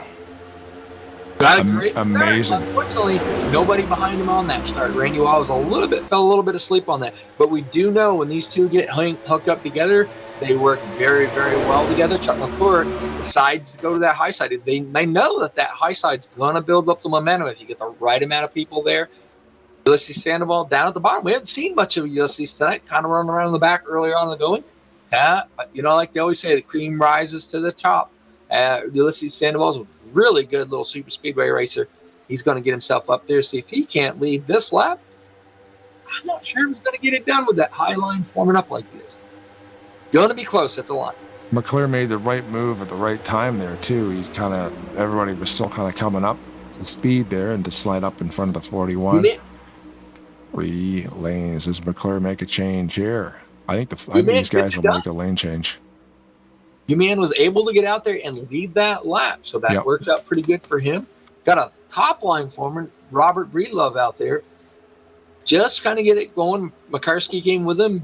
Javier Underground, Cody Malamas, Dennis McCarthy, Brian Rasson, Ken Roberts. Some of those guys we know. We know. We have a feeling they can make it. Some of the other ones we kind of question whether they can make it or not. Then he changes lanes to the 3rd line. That thing's hauling. Yeah. Oh, McClure decides to go there too. Like you say, this happens all the time. Not all the time. Inside lane's not going to go anywhere. Randy Waugh and John Godfrey, unfortunately, they're going to go backwards. It just doesn't make sense in the the logic community, but it always seems to happen that way.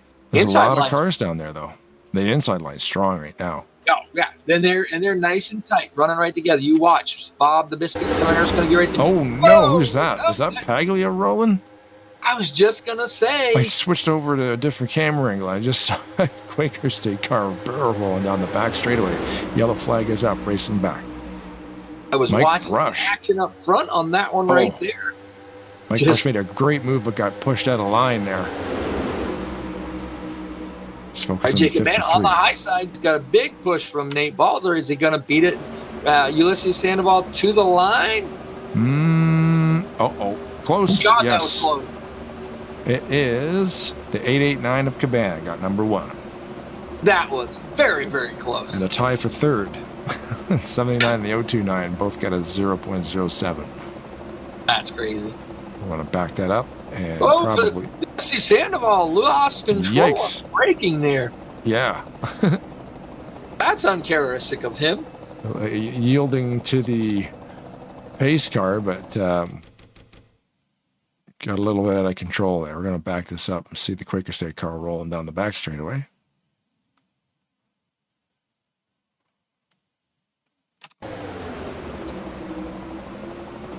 Kind of looking to see what happened there.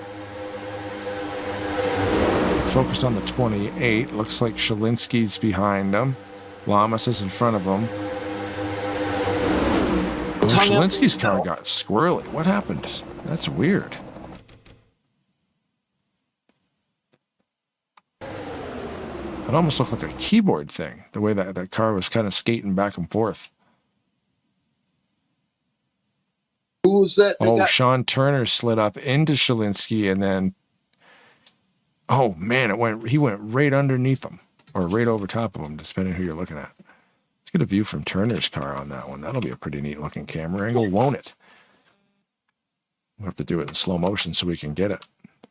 So Turner drifts just a little bit out of his lane as Shalinsky was drifted down. And we're just going to fit underneath this 28. I believe I can fly. Oh. Cool. See Sandoval. Oh. Made the trip down pit road, fixed up those repairs. I think he put 4 tires on it. Brian Wolf come in, topped off on fuel. Cy Jones come in. He's topping off, taking right sides. Probably going to take all 4. Why not? Going to be in the back. Going to have plenty of fuel to make it to the distance.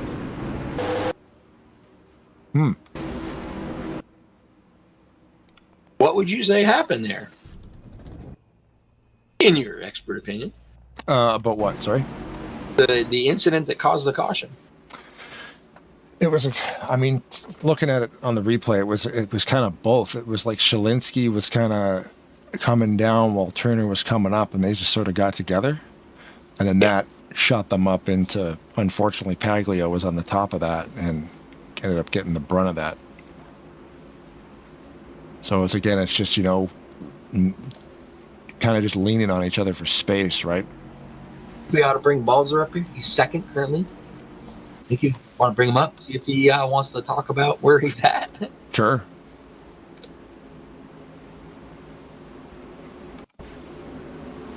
All right, Nate Balzer, you got Rod Blaine in the booth live. You got a copy. I got a copy. Sneaking up there, we're getting almost to 10 to go. Second place position.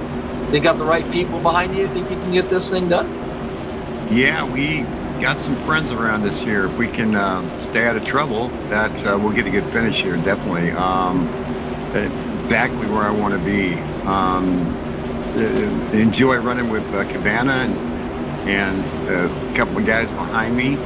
I'm most likely, if I can, probably just go ahead and stick behind Cabana. And I feel pretty good here, man. If we can get the top 5 after the weeks we've had, I mean, that would just be a joy. Wow, that's cool. Well, I'm just, I want to see how you were doing out in there and having fun. Just wishing you some good luck. See if you can get up there and get this thing done. Talking to you in about what? Oh, we're getting close, about 12 laps to go. Yeah, absolutely. Hopefully we'll get a podium, but I'll hang around in the booth, and I'll be here. And I appreciate the good well wish. Just to let you know, Nate, you got the wife watching. She's at the bar having a pint right now, but she's still watching the race. So. Oh, good. Yeah, she's hiding up in Victoria. Yeah, she's up in Canada, Wayne. Yeah, she was in the broadcast saying that. She's in Victoria, BC, and they're watching the race. So that's pretty cool. Good deal. We don't know if they actually got her talked in. She was trying to talk them into putting it on the TV in the bar. So we don't know if that happened. That's so cool. Oh, that would be sweet. That wouldn't it? All right, buddy. Well, good luck. And, wish you the best, and get up there and get this thing done. We'll talk to you hopefully in a little bit. You got it. Thanks, Rod and Blaine. I appreciate it. Hello to everybody out there in Canada. Hey now. Or A. Right? Oh yeah, ain't no doubt about it. Get her done, eh? Keep her up, bud. Pedal to the metal, eh? Yeah, right. Let's do this thing. Go around in circles all day long. I always say how much I hate Superspeedway racing. Canadians? Oh, Superspeedway racing? No, yeah. Superspeedway racing. And I know it's going to sound funny of all the times I bashed it, but I'm getting more and more used to it. Just it's easy to say that because not that I've raced with bad people, but I raced in the cockpit, and I just didn't seem to fare all that well. Got over with these guys, got talking with ASR, got talking to people, teaching me how to, what you need to do, how to do it, how to get it done. Now I'm racing on Thursdays. I raced the week that we had off where we couldn't do the broadcast. And I think the best thing of it is just the changes that people in this community here, guys that are out here, guys that I race with on Thursday, have given me for advice. Mm-hmm. Especially Jeffrey Elliott. We did hear some news about him. Not the greatest, but hopefully he's doing well. And just the quality of drivers that we race on at Thursday, where you and Seth Cole do and Kyle do the broadcasting. And, here, they're such quality drivers. It makes it so much fun to race when you can go out there in that third booth and you're not going to be a victim of the wall because somebody can't keep it together. Yeah. Yeah, and the numbers. Like you're coming out with 40, 30 to 40 people. But quality drivers. It's crazy. Quality drivers. Yeah. Yeah, they love this track. They're smart about it. Like, it's tough to win, and you're not always going to win, but you just got to get the guys who make the smart moves, right? Okay, well, there's a line coming, and if I block them, I'm going to cause a wreck, so I'll just stay right here and get railroaded. That's not a... you end up losing. Sometimes you lose like 19 spots in one lap, but like if you try to make that block, and it's just making the right calls. Yeah, it's fun. And when you can go 3 wide, I've always said that the first time I ever raced over Talladega Nights, I'm sitting in the back, always did, I always ran around in the back. They're running 3 wide, and I'm looking forward and going, this is not going to work. And after 8 laps, they were still doing it. And I'm like, well, yeah. I guess maybe it's going to work. And we've done entire races like that. 2, 3 wide, no yellows. 66, 76 lap races. It's crazy. Whole race done in an hour. Like, what? Got up on the high side, and I was loving every minute of it. And the ability to, be on that third group outside and know that, the people around you can trust. It's so much fun. It's growing on me. It ain't got there yet. You're not going to get me away from Martinsville, but it's growing on me. As a pace car makes the trip down pit road, we didn't have a pace car driver tonight, by the way, too. RJ Cabana got the lead car. We talked to Nate Bosser outside. Let's see what we can get done here now. Benjamin Schneider in the YouTube chat was probably shouting out that Packers scheme that I was focused on. Kelly Causey, let's go, John. Of course, we touched on that one, and Josh 2 in there too. Go, Mike Mangialardi, rooting for him, sitting in third. Yeah, that's how you're going to have to get Sunday is Josh 2 up in the booth. I wonder if Mike Mangialardi went the boys at the Rainier Room are watching this. We'll shout out to the Rainier Room. Oh, absolutely. He always shouts them out. RJ Cabana got a really, really good start down there. Mike Mangialardi gave him a good push. He kind of lost a little momentum on that. A lot of movement. Kind of decide. That camera angle shows a lot of movement. Yeah, also get forced to the outside. Godfrey, I think he, Bob the Biscuit Seminara must have got into the back of Nate trying to push him. That upset his car a little bit. Godfrey was right behind him. Unfortunately, probably gave him a little bit of shock. Got him a little bit loose. Happens every once in a while on those straightaways when they try to do the bump drafting. Kenny Carroll from the third group down to the bottom, about 6, 7. 10 to go, right? Well, we're within 10 now, yeah. 7 to go. Or 7 to go. A 57th lap, 9 to go. Holy moly. Believe it or not, we're professionals at this. Yeah, why not, eh? Anybody want to try to come up here and do this? It's a whole lot of fun. And it ain't as easy as you think it is, but we have a lot of fun doing it. I think RJ Cabana's got it really nice and tight now. We're getting down to it. You got to look at that line. Where's Denny Carroll? He is back there 5th in the inside line. He wants to get out here and win. He wants to pad that. Door bang on the 7-Eleven and Brush. Wow. And save by John God. Wow, that was awesome save. That was 3 door. They door bang about 3 times right there. What a save, man. That was wicked. Oh, I don't know what happened there. Yeah, that crazy.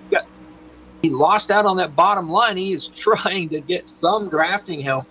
Nobody wants to go with him. Yeah, remember the bounty. They're 4 wide back there. David Little just dropped out of line. Caused a 4 wide situation. Mike Brush trying to, after getting slapped around by Sean Godfrey there. That was pretty crazy. Those guys came together about 3 times, and somehow they didn't crash. That was pretty awesome. Very awesome. I'm looking at Denny Carroll there. He got kind of hung out to dry there for a little bit. He's still trying to tighten that rubber band up a little. But RJ Cabana, Mike Mangialardi, Randy Waugh, and Dennis McCarthy actually whoa! Somebody just went right hard.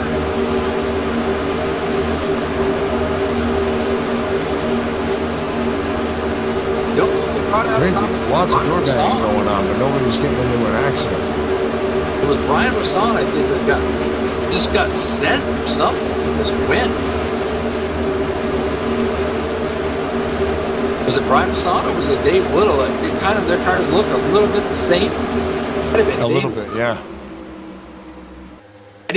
I wasn't focused on that car in particular, but it was just I caught it through kind of the corner of my eye kind of situation. I was just on board there with the 024 McCarthy. He used to run that Sven Gooley car. I just noticed it's actually got the logo on the trunk. That's cool. gotta shout out Sven Gooley. And he all year round with the Halloween stuff. Let's do it. I looked over at the chat. Kelly Caza, the 7-Eleven, driving like Randy LaJoy. Door banging. Is that how LaJoy used to get off of me? I'm not really sure. Strong arming everybody. I remember Randy LaJoy in the Busch Series, and was a heck of a driver. Not 100% sure where he's referring to there. He said something about here comes the sneaky Keen? I don't know. Ken. Oh, sneaky Ken. I get it now. It's kind of spread out there. Ken Roberts is currently, he is in the 6th position, and he is looking to march further forward. And he had, remember at the start of the race, he had a computer issue. I should put him multiple laps down to give him all back except for one. Then he landed a lucky dog, and here he is in 6th currently. There goes Sean Turner on the right. Sean Turner just yielding to the main pack here. I'm going to guess it was probably Brian Rosson with 5. We're at 5 to go right now. That was the one I saw get shot up there because he just retired. So. Oh, okay. One of the blue and white, kind of, he runs that Valvoline scheme. You look at Bob the Biscuit Seminaire, his is kind of similar, and as well as Dave Little's. When you look at it from the kind of the corner off to the distance where you're not focused on that particular car, they all kind of look the same. I saw one dart up there, and like I said, he just retired. Lap number 62. The same Mangialardi currently right there. He's pushing, RJ Cabana. Mangialardi's currently 4th, in points. RJ Cabana's not there. Granted, points for a win would help out Mangialardi. Really, really good, but do you risk pulling out and maybe winning, or possibly risk pulling out and ended up backing up to about 12, or where, how far could you go back? Everybody's pretty much kind of single file there in that top 8. Do have the little lone line there with Brian Wolf kind of forming there at the bottom. But what do we got? About 4 laps to go? Yeah. I mean, Cabana's a sitting duck right now because the first place car, he's just all review mirror, and he's got to wait and try to anticipate a move from the 029 of Mike Mangialardi or Chuck McClure right behind him. Because Chuck can push, man. But Chuck also wants to win. McClure. There he goes there. It's time to go. He's trying to get up there. RJ Cabana's going to come down there. Unfortunately, I'm going to use this kind of terminology out of it. Chuck McClure way down to the bottom. To the apron Ken almost. Roberts around into Cody Lamas into Billy Elliser. This might be it. We do have a car a lap down, so this might be it. Know. Inside line formed up really, really good. That's not looking good for RJ Cabana. Godfrey to 3rd place. Godfrey, there. Oh, almost. Just lost out on, them guys kind of made a different move that took the air away from the nose of it. But I think this is going to be it. Really do. Yeah, I do. We do have a car a lap down that's running still, which is Sean Turner in the 136. So that'll add a lap to caution. So that might be it. We'll have to wait and see. We'll back this up and see what caused the brouhaha. If that's the case, you're going to have Chuck McClure winning, Bob the Biscuit Seminaire 2nd, RJ Cabana 3rd. John Godfrey having a great race in 4th. I don't think he'll think that, but, hey, I've seen him have some bad luck. That's pretty good for him. Mike Mangialardi going to come across 5th, 6th. Brian Wolf needs those points. He was talking about that earlier. Danny Carroll, your points leader, going to be in 7th. Ulysses Poppy Sandoval going to be 8th. 9th is going to be Greg Lovell, great super speedway racer. And rounding out the top 10, if it goes that way, Bobby Farrell. We talked to him earlier. Great. Going to be a pretty good run for him. I know he'd wish for more, but that should not be a bad finish for him. A little bit of a checkup on that bottom. Ellis, or who's that? That's Ellis or caught up in that. Little. Oh, man, a lot of guys. McCarthy, Negron got walloped. Was Ulysses Sandoval involved in that? Reason why I asked, he just turned, he retired in 8th position. Oh. A little bit, but not much. That's going to move, if it does end, that's going to move. He retired, you said. Yeah. Oh. He barely got touched.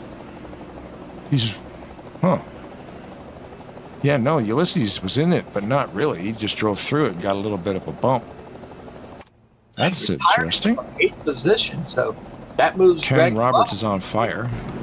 Bobby Farrell into 9th, and Mike Rush is going to get a 10th place finish tonight. So that's going to help them guys out in the points. Roberts currently in 15th. His car is on fire. It's smoking. He's just kind of knocking down the mosquitoes. If it holds together, he'll get 15th. Hopefully Turner is not racing in the cockpit because his windshield will need a tear-off. We can't see that, I don't believe, from the broadcast. No, we can't. It's too bad. After Mike Rush, you're going to have Randy Wall, Robert Spring, Dennis McCarthy, Billy Elliser in 14th, and 15th is going to be Ken Roberts in the mosquito control car, helping out Doug Hillick with his black flag to eradicate those pesky little mosquitoes. A lot of damage on the 79 and 8 Balser currently there running in 16th, involved in that wreck. Robert Spring involved in that wreck. Look at that. I painted that thing and it does not look like the way it's supposed to. Squashed on both sides. NASCAR do not have flared out rear wheels. That's just the body panels being pushed back behind the threshold. What's going to happen is Robert's going to have to spend a little less time on Valheim and spend a little more time in the shop helping the guys put that car back together. Yep. There's Brian Wolf up there in the 6th spot. Do you want to grab Brian? Talk to him? Sure.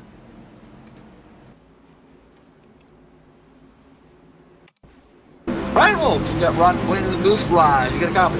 I do got a copy, man. Gas got it? Oh, man. Quite the wreck, but hey, you're in 6th, so what do you care? How about that? Yeah. I was just saying before you pulled me in here, this is my first top 10 on the season. Nice. I'll take it. Yeah, man. I'm just looking now. What happened to the 41? Oh, he's back there at 7. He's 7. Yeah, he's right behind me. So I was just telling him I still got time to wreck him. Yeah, really. Just $500, right? brake check him, yeah. But the question we have there is pretty wild race, huh, guys? Yeah, it was a pretty good race, actually. I mean, a lot of fresh names, too. It's cool. Yeah, the reviews are going to be probably kind of interesting tonight. Yeah. We had some issues under caution, and it's just growing pains. We have a little speed bumps here. We'll get there though, man. I think we had, I don't know how many cautions we had tonight. 6. Well, that's better than 9, so we're doing better. And we went I think 15 or 16 laps before we hit that first one, so that's kind of a record for us too. So we're improving. I see the improvements. What was that weird little knot that happened? I can't remember what lap it was there, but a while back everybody just kind of became a parking lot. Yeah, I have no idea.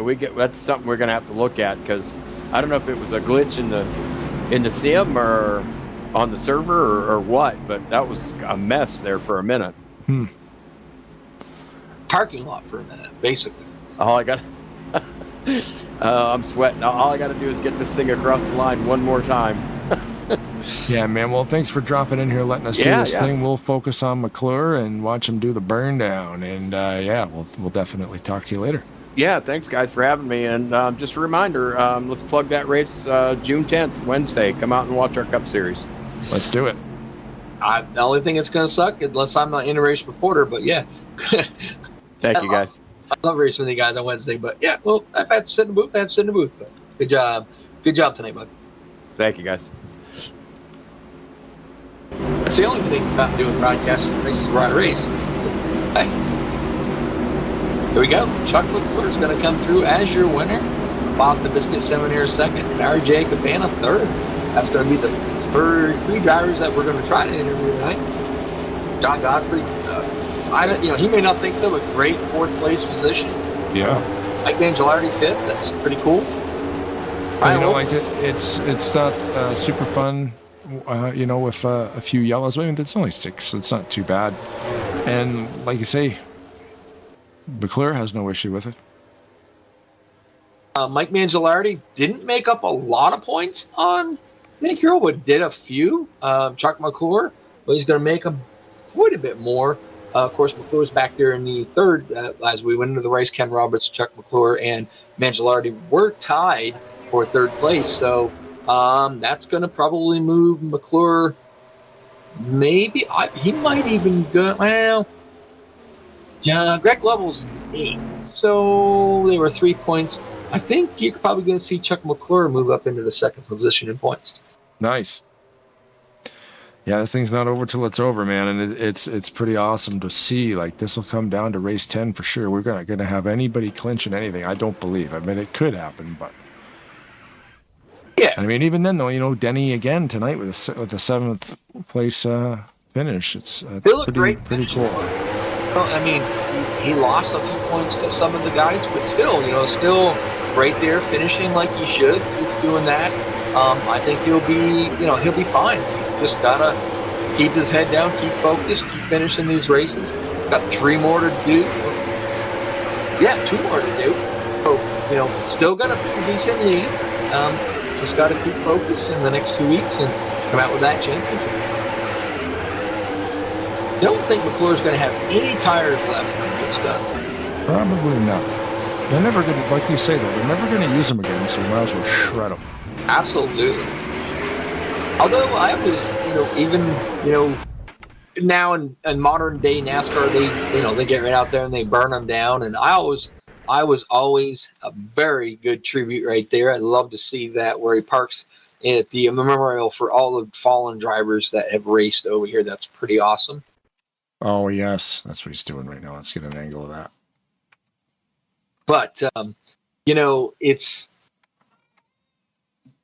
I always had the philosophy like Mark Martin. I've had to pay and buy these motors. I've had to, you know what I mean? He never really did a burnout just because he knows how much these motors cost. Yeah. Doesn't want to hurt one, you know? That's true. Yep. I would do some of the most spectacular victory lane celebrations. Tried never to do it the same way anytime. I've done the figure 8. I've gone through pit road. All kinds of them. I've just done crazy celebrations, but never once did I ever sit there and burn the tires up because of just too much money and all the equipment we had. That's true, yeah. Especially when you're in a little league like that. But yeah, I'll get all this stuff saved up. Let her rip. All right. All right, Jacob, Anna, you got Rod and Blaine in the booth. You got a copy? Yes, I do. So, most laps led for the night. Ran up front all night. Unfortunately, just kind of leading. Late caution comes out. Got a race back. And you kind of got not the right people behind you, and you end up finishing 3rd for the night, but not bad all in all. Yeah, had a good run tonight. Just want to try to keep it clean. In the end there where the caution came out, just try to choose the right line and, watch my mirror. Had a teammate behind me, Mangialardi, giving me a push there. So once I saw them, go below him in my mirror, I'm like, all right, they're making their move. So, I'm just trying to manage both lanes there, and got under me there. And, I thought I did enough job there for, just try to watch his run and block. But, got under me. I just, try to give him a little room there so I didn't get wrecked. But yeah, had a great run, worked with a lot of my teammates with Randy Wall, Nate Balzer, Randy Wall was up there, Mike Mangialardi, our Black Sheep teammates. We did good, had a good run. Don't mind all the cautions. I mean, we tried to clean it up there, had a little green flag run there a little bit, wanted some green flag pit stops, but hard to come by recently. So, but yeah. So, this is your 3rd race of the season. Obviously not showing up here for points. You come in here and racing, like I said, a couple of times. Obviously, probably life, doesn't let you come here every Saturday or the other reason. Yep. Yeah. You come in with the idea, I'm only here to win, right? So it was that the kind of not trying to be the cocky part, but you came in here hoping that's what I want to do. I want to come out, I want to win, just to prove I'm past this, is that what you wanted to see, or? Yeah, I come out with the, life gets in the way with my, work schedule and stuff. So when I have a time to get in here and race, my motivation is, try to do top 5, try to run a clean race. And, you know, if I can lead some laps, you know, just want to let them know, like, I'm still here, I'm fast, and, you know, just try to run clean, you know. Yeah, but that's my motivation, try to get out there and win. I like to try to win one of these. Here at ASR, it's a really good league. They have a great sponsor running this, and, you know, it's a great league, great guys. Yeah, and it's not too bad coming out there, even though still finishing third, get a chance to come up here and talk with us, you know, tell us a little bit about your race. You know, I've raced with you plenty enough. I mean, I love racing. So that's a pretty good night for you. Yeah, no, you know, yeah, like I said, my end goal is, you know, top 5 is great. You know, if top 3, even better. You know, talking with you guys are, you know, that just the icing on the cake. You know, but yeah, you know, come in here, try to run good, get a good top 5, top 3, get a win. That'd be great. Yeah. My super speedway prowess, if I finish in the top 10, it's just like a win. I'm not as good at that as you guys are, but I enjoy up here in the booth and calling the races. I'm slowly but surely learning and getting to the point where I kind of sort of like these races. So, you know, but, you know, it's still a lot of fun. I'd love to see you come out here racing, and, you know, it's awesome to see you there. Blaine, do you have any questions for RJ? You mentioned you and Mangialardi are teammates. How long have you guys been teammates? Probably like the last year or so. We sort of developed like black sheep team here, we call ourselves. Mangialardi, Denny Carroll, myself, Randy Wall, Robert Breedlove, Nate just recently got on the team with us. So, you know, we're just trying to look for fast people, try to keep ourselves together. And I think we all ran really, really well tonight. We were all up there up front. A couple of us led some laps. So, you know, yeah, we just try to look out for each other, try to get good finishes. Nice. That's awesome. Yep. Yeah. But I'd like to thank Bryant Motorsports Auto Sales for sponsoring here at ASR. Want to just do a shout out to my sister-in-law Holly in California. She's watching tonight. She always usually tries to get on and watch you guys. She likes watching your broadcasts. Appreciate what you guys do at TARNATION TV. And thanks ASR, Ken Roberts, and all the admins. You gotta love it when a guy knows the procedure. When I hand off to Blaine, he knows it. Yep. Shout outs. Making my job much easier there, RJ. But congratulations on your third place finish. And hopefully two more races. Hopefully we'll see you the next couple of weekends, and you know, maybe get out there and get that win. Yeah, man. Appreciate it. Try to hit up here and maybe next weekend, get in here and see what I can do. All right. Congratulations, bud. Good race. Appreciate it. Thanks, guys. Thanks, RJ. All right, we got Bob the Biscuit Seminara. People are going to know who you are by the biscuit there, buddy. You got Rod and Blaine in the booth. You got a copy. Yeah, what's going on, guys? I got you. Blaine asked me, why do you say Bob the Biscuit Seminara? And I said, it all comes down to those, what they call them, Saturday night multi-race deals like that Jeff Elliott used to run. But you guys ran the Air Force cars, and they all had call signs, and yours ended up being Biscuit, right? Yeah, but that's something I brought from my work life. One of my buddies, we were Biscuits and Gravy, so I'm Bobby Biscuits. You were Bob Biscuit Seminara all night long. Great riding for you. You know, kind of ran around up there up the front most of the night. You know, dropped back a little bit.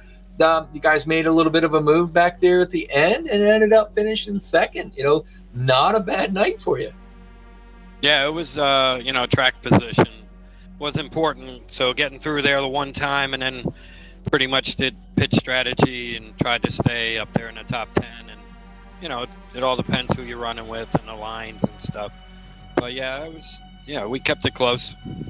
Gonna kind of give you the same thing I gave RJ Cabana. You know, this is your second race on the season.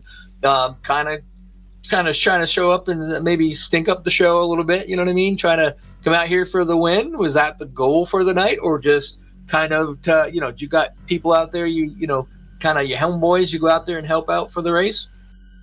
Yeah, I really had nothing going on, so I was looking forward to coming back out. Yeah, the 7-Eleven runs pretty good with me and other guys, you know, that I race with usually, but it was fun.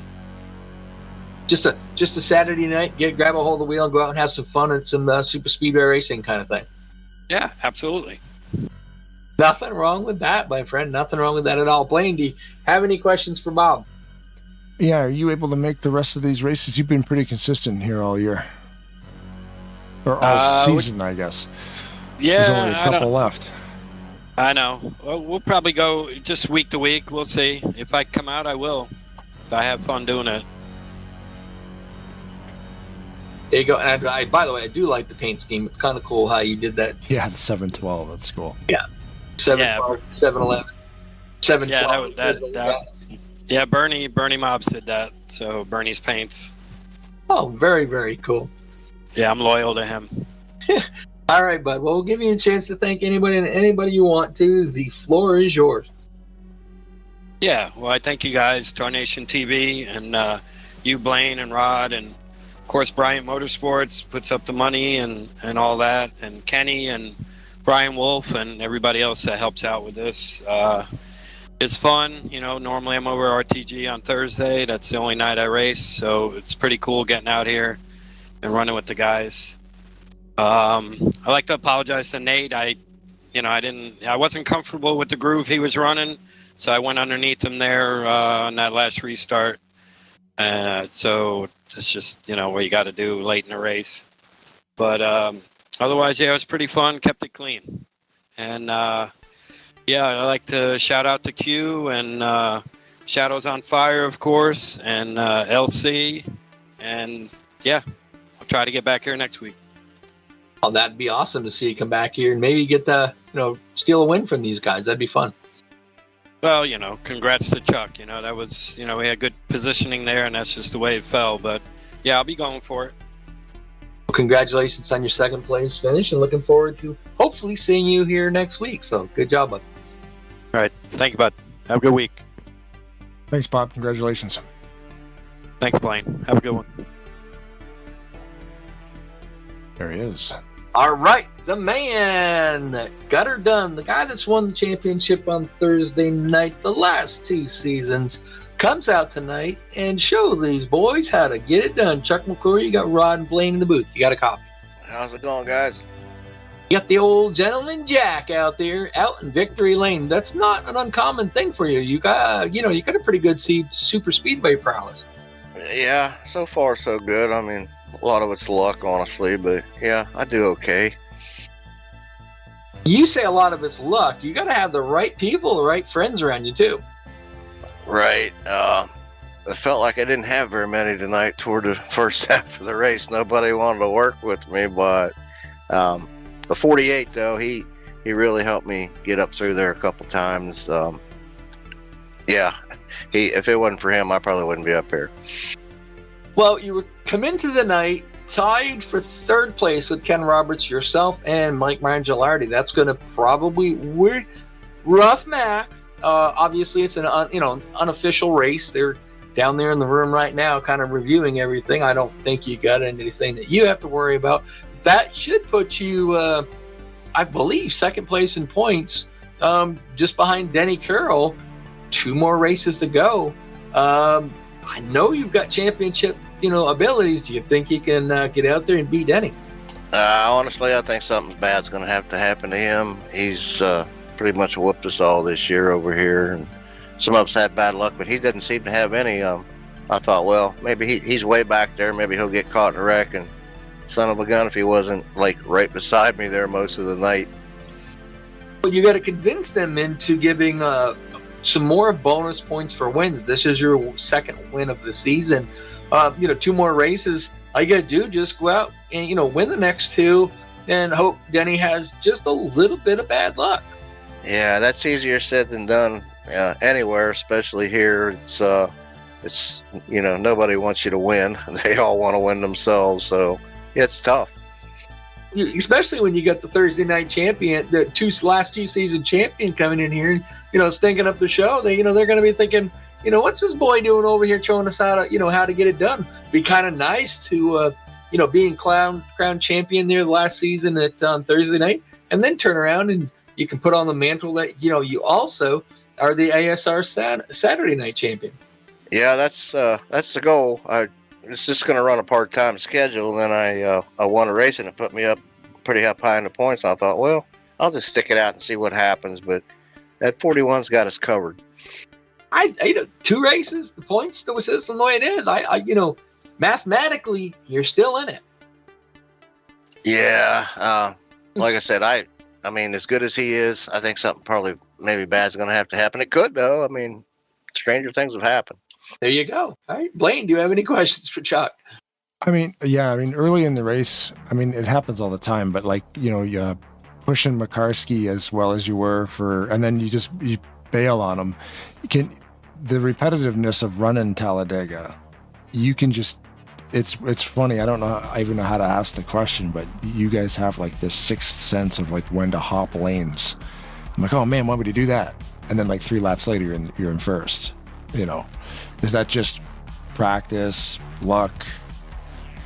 Well, honestly, nothing against him, but he wasn't running the line that I wanted to run. I felt like he was going too high on the straights, and I didn't want to take any chances and crowd anybody or bump him into someone. So, yeah, we just passed him when we could. I was going to work with him, but I just wasn't comfortable with that line. So that's what it is. It's a very specific, because I know you guys got this track down to a science, and if one guy's half a lane one way or the other, you're like, yeah, no, I'm going to go over here now. Yeah, there's some guys that I'm used to running with, and some guys I'm not. He's one of them. He does a good job. I just wasn't comfortable at that point following him. Right.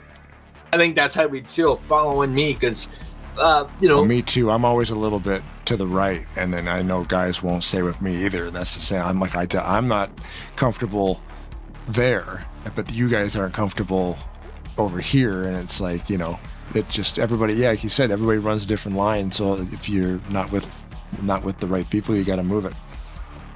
Right. Yeah. I kind of look at the paint line like anything there and below, that's mine. Don't come down. Don't go up. And some guys don't. They're comfortable another way, and I'm just not.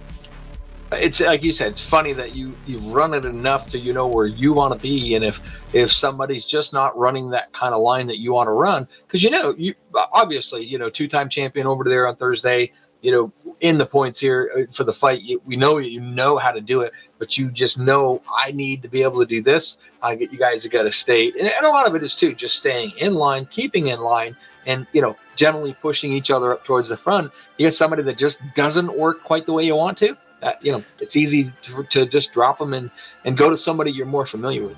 Right, and I was kind of hoping that see, when you're in the low line, you got to depend on the guy behind you when you're coming out of the corner to help you, to push you, because the car bogs down really bad down coming out, and you're dependent on a guy behind you. But if you want to swing out and keep your momentum up, I don't know. I saw some guys getting crowded, and like I said, I wasn't comfortable. Well, it makes sense. So congratulations on the win. Like I said, mathematically, we feel you're up in second, which is really cool. So, congratulations win, but give you a chance to, just thank anybody that you want to. The floor is yours. Well, first off, I want to apologize to the 79 when we come under caution that one time, and I just did a stupid rookie mistake, and I hit the gas in a turn and spun him, and all heck broke loose behind me. That was all me. So I pitted and took 4 tires, whatever. But yeah, I'm sorry for that. But I appreciate Ken Roberts and Brian Wolf letting me come over here and race, and Bryant Motorsports. I don't think this happens without them. Rodney Sullins for the paint. That's actually my favorite car he's ever done. And everybody watching at home, everybody at Marshall County Schools where I work, I appreciate it. And you guys, I can't wait to watch this. You guys put on a great show. Thank you. Well, thank you.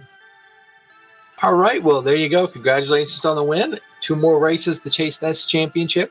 Good luck with that. And thanks for coming over and having a good time. I appreciate it, guys. Thanks, Chuck. There you go. Another ASR race down, gun.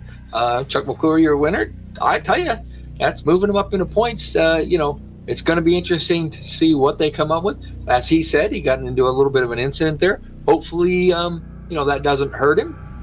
And, he'll be able to keep the win and fight with Denny Carroll for that championship. Points are going to be interesting next week. They're so close. And again, man, Denny just finds a way to get up there, though. He's holding on to that lead. So it'll be interesting. Post-race, it's up to the administration staff now. You can see them down there mulling over the replays, and they'll have to go through all the incident reports and get all that figured out. The adjusted points, as always, we always put on the screen. Like the export that I put on screen is the instantaneous race results. Review pending. That's why they are unofficial. So we'll see what happens next week. And as always, thanks to all the viewers for watching, interacting in the YouTube channel. Thanks to Bryant Motorsport Auto Sales and the Parts Barn, David Chin, Brian Wolf, everybody involved over here at All-Star Racing Network, All-Star Racing League, for bringing us on board to call this stuff on Saturday night. Super fun. And of course, all the drivers. Spoil us, Rodden. We can say we have a lot of fun up here doing this, and we couldn't do it without those guys. 33 guys on track tonight. Flawless show, as always. Of course, Mr. Weston, thank you very much. Oh, absolutely. I just got to give a quick shout out. Obviously, my daughter just is on there. I want to say hi to Mackenzie, and a shout out to Aaron Thompson, which is basically it's called the V8 Sportsman car that I work on. Went down to Monadnock Speedway tonight and won the V8 Sportsman division. So pretty proud of that. Happy for that guy. So that was pretty awesome. That is awesome. Yeah, man. That's a lot of fun. Yeah, as you can see on screen there, join us on Tuesday. We'll be at Michigan with Maverick. Thursday, we'll be back at Talladega with Rolling Thunder Gaming. I'll be Next racing. Saturday, I'm not sure if I'm going to be able to do it, but we'll keep you guys posted. And of course, SMO, the Hawk Memorial Race at Michigan. If anybody wants to race at Michigan in memory of Sir Hawk with SMO, get a hold of them. We got, Josh Chu, Jamie Tedder, Chris Aiken, all the guys over there at SMO. John Wall, it's an open door over there. SMO is super cool, and they'd love to have some drivers on the track for that. That will be televised by us on the 7th of June. So again, thanks to everybody involved. If you're watching, thanks for watching. If you're not, oh well. And as always, if the women don't find you handsome, they should at least find you handy, keep your stick on the ice.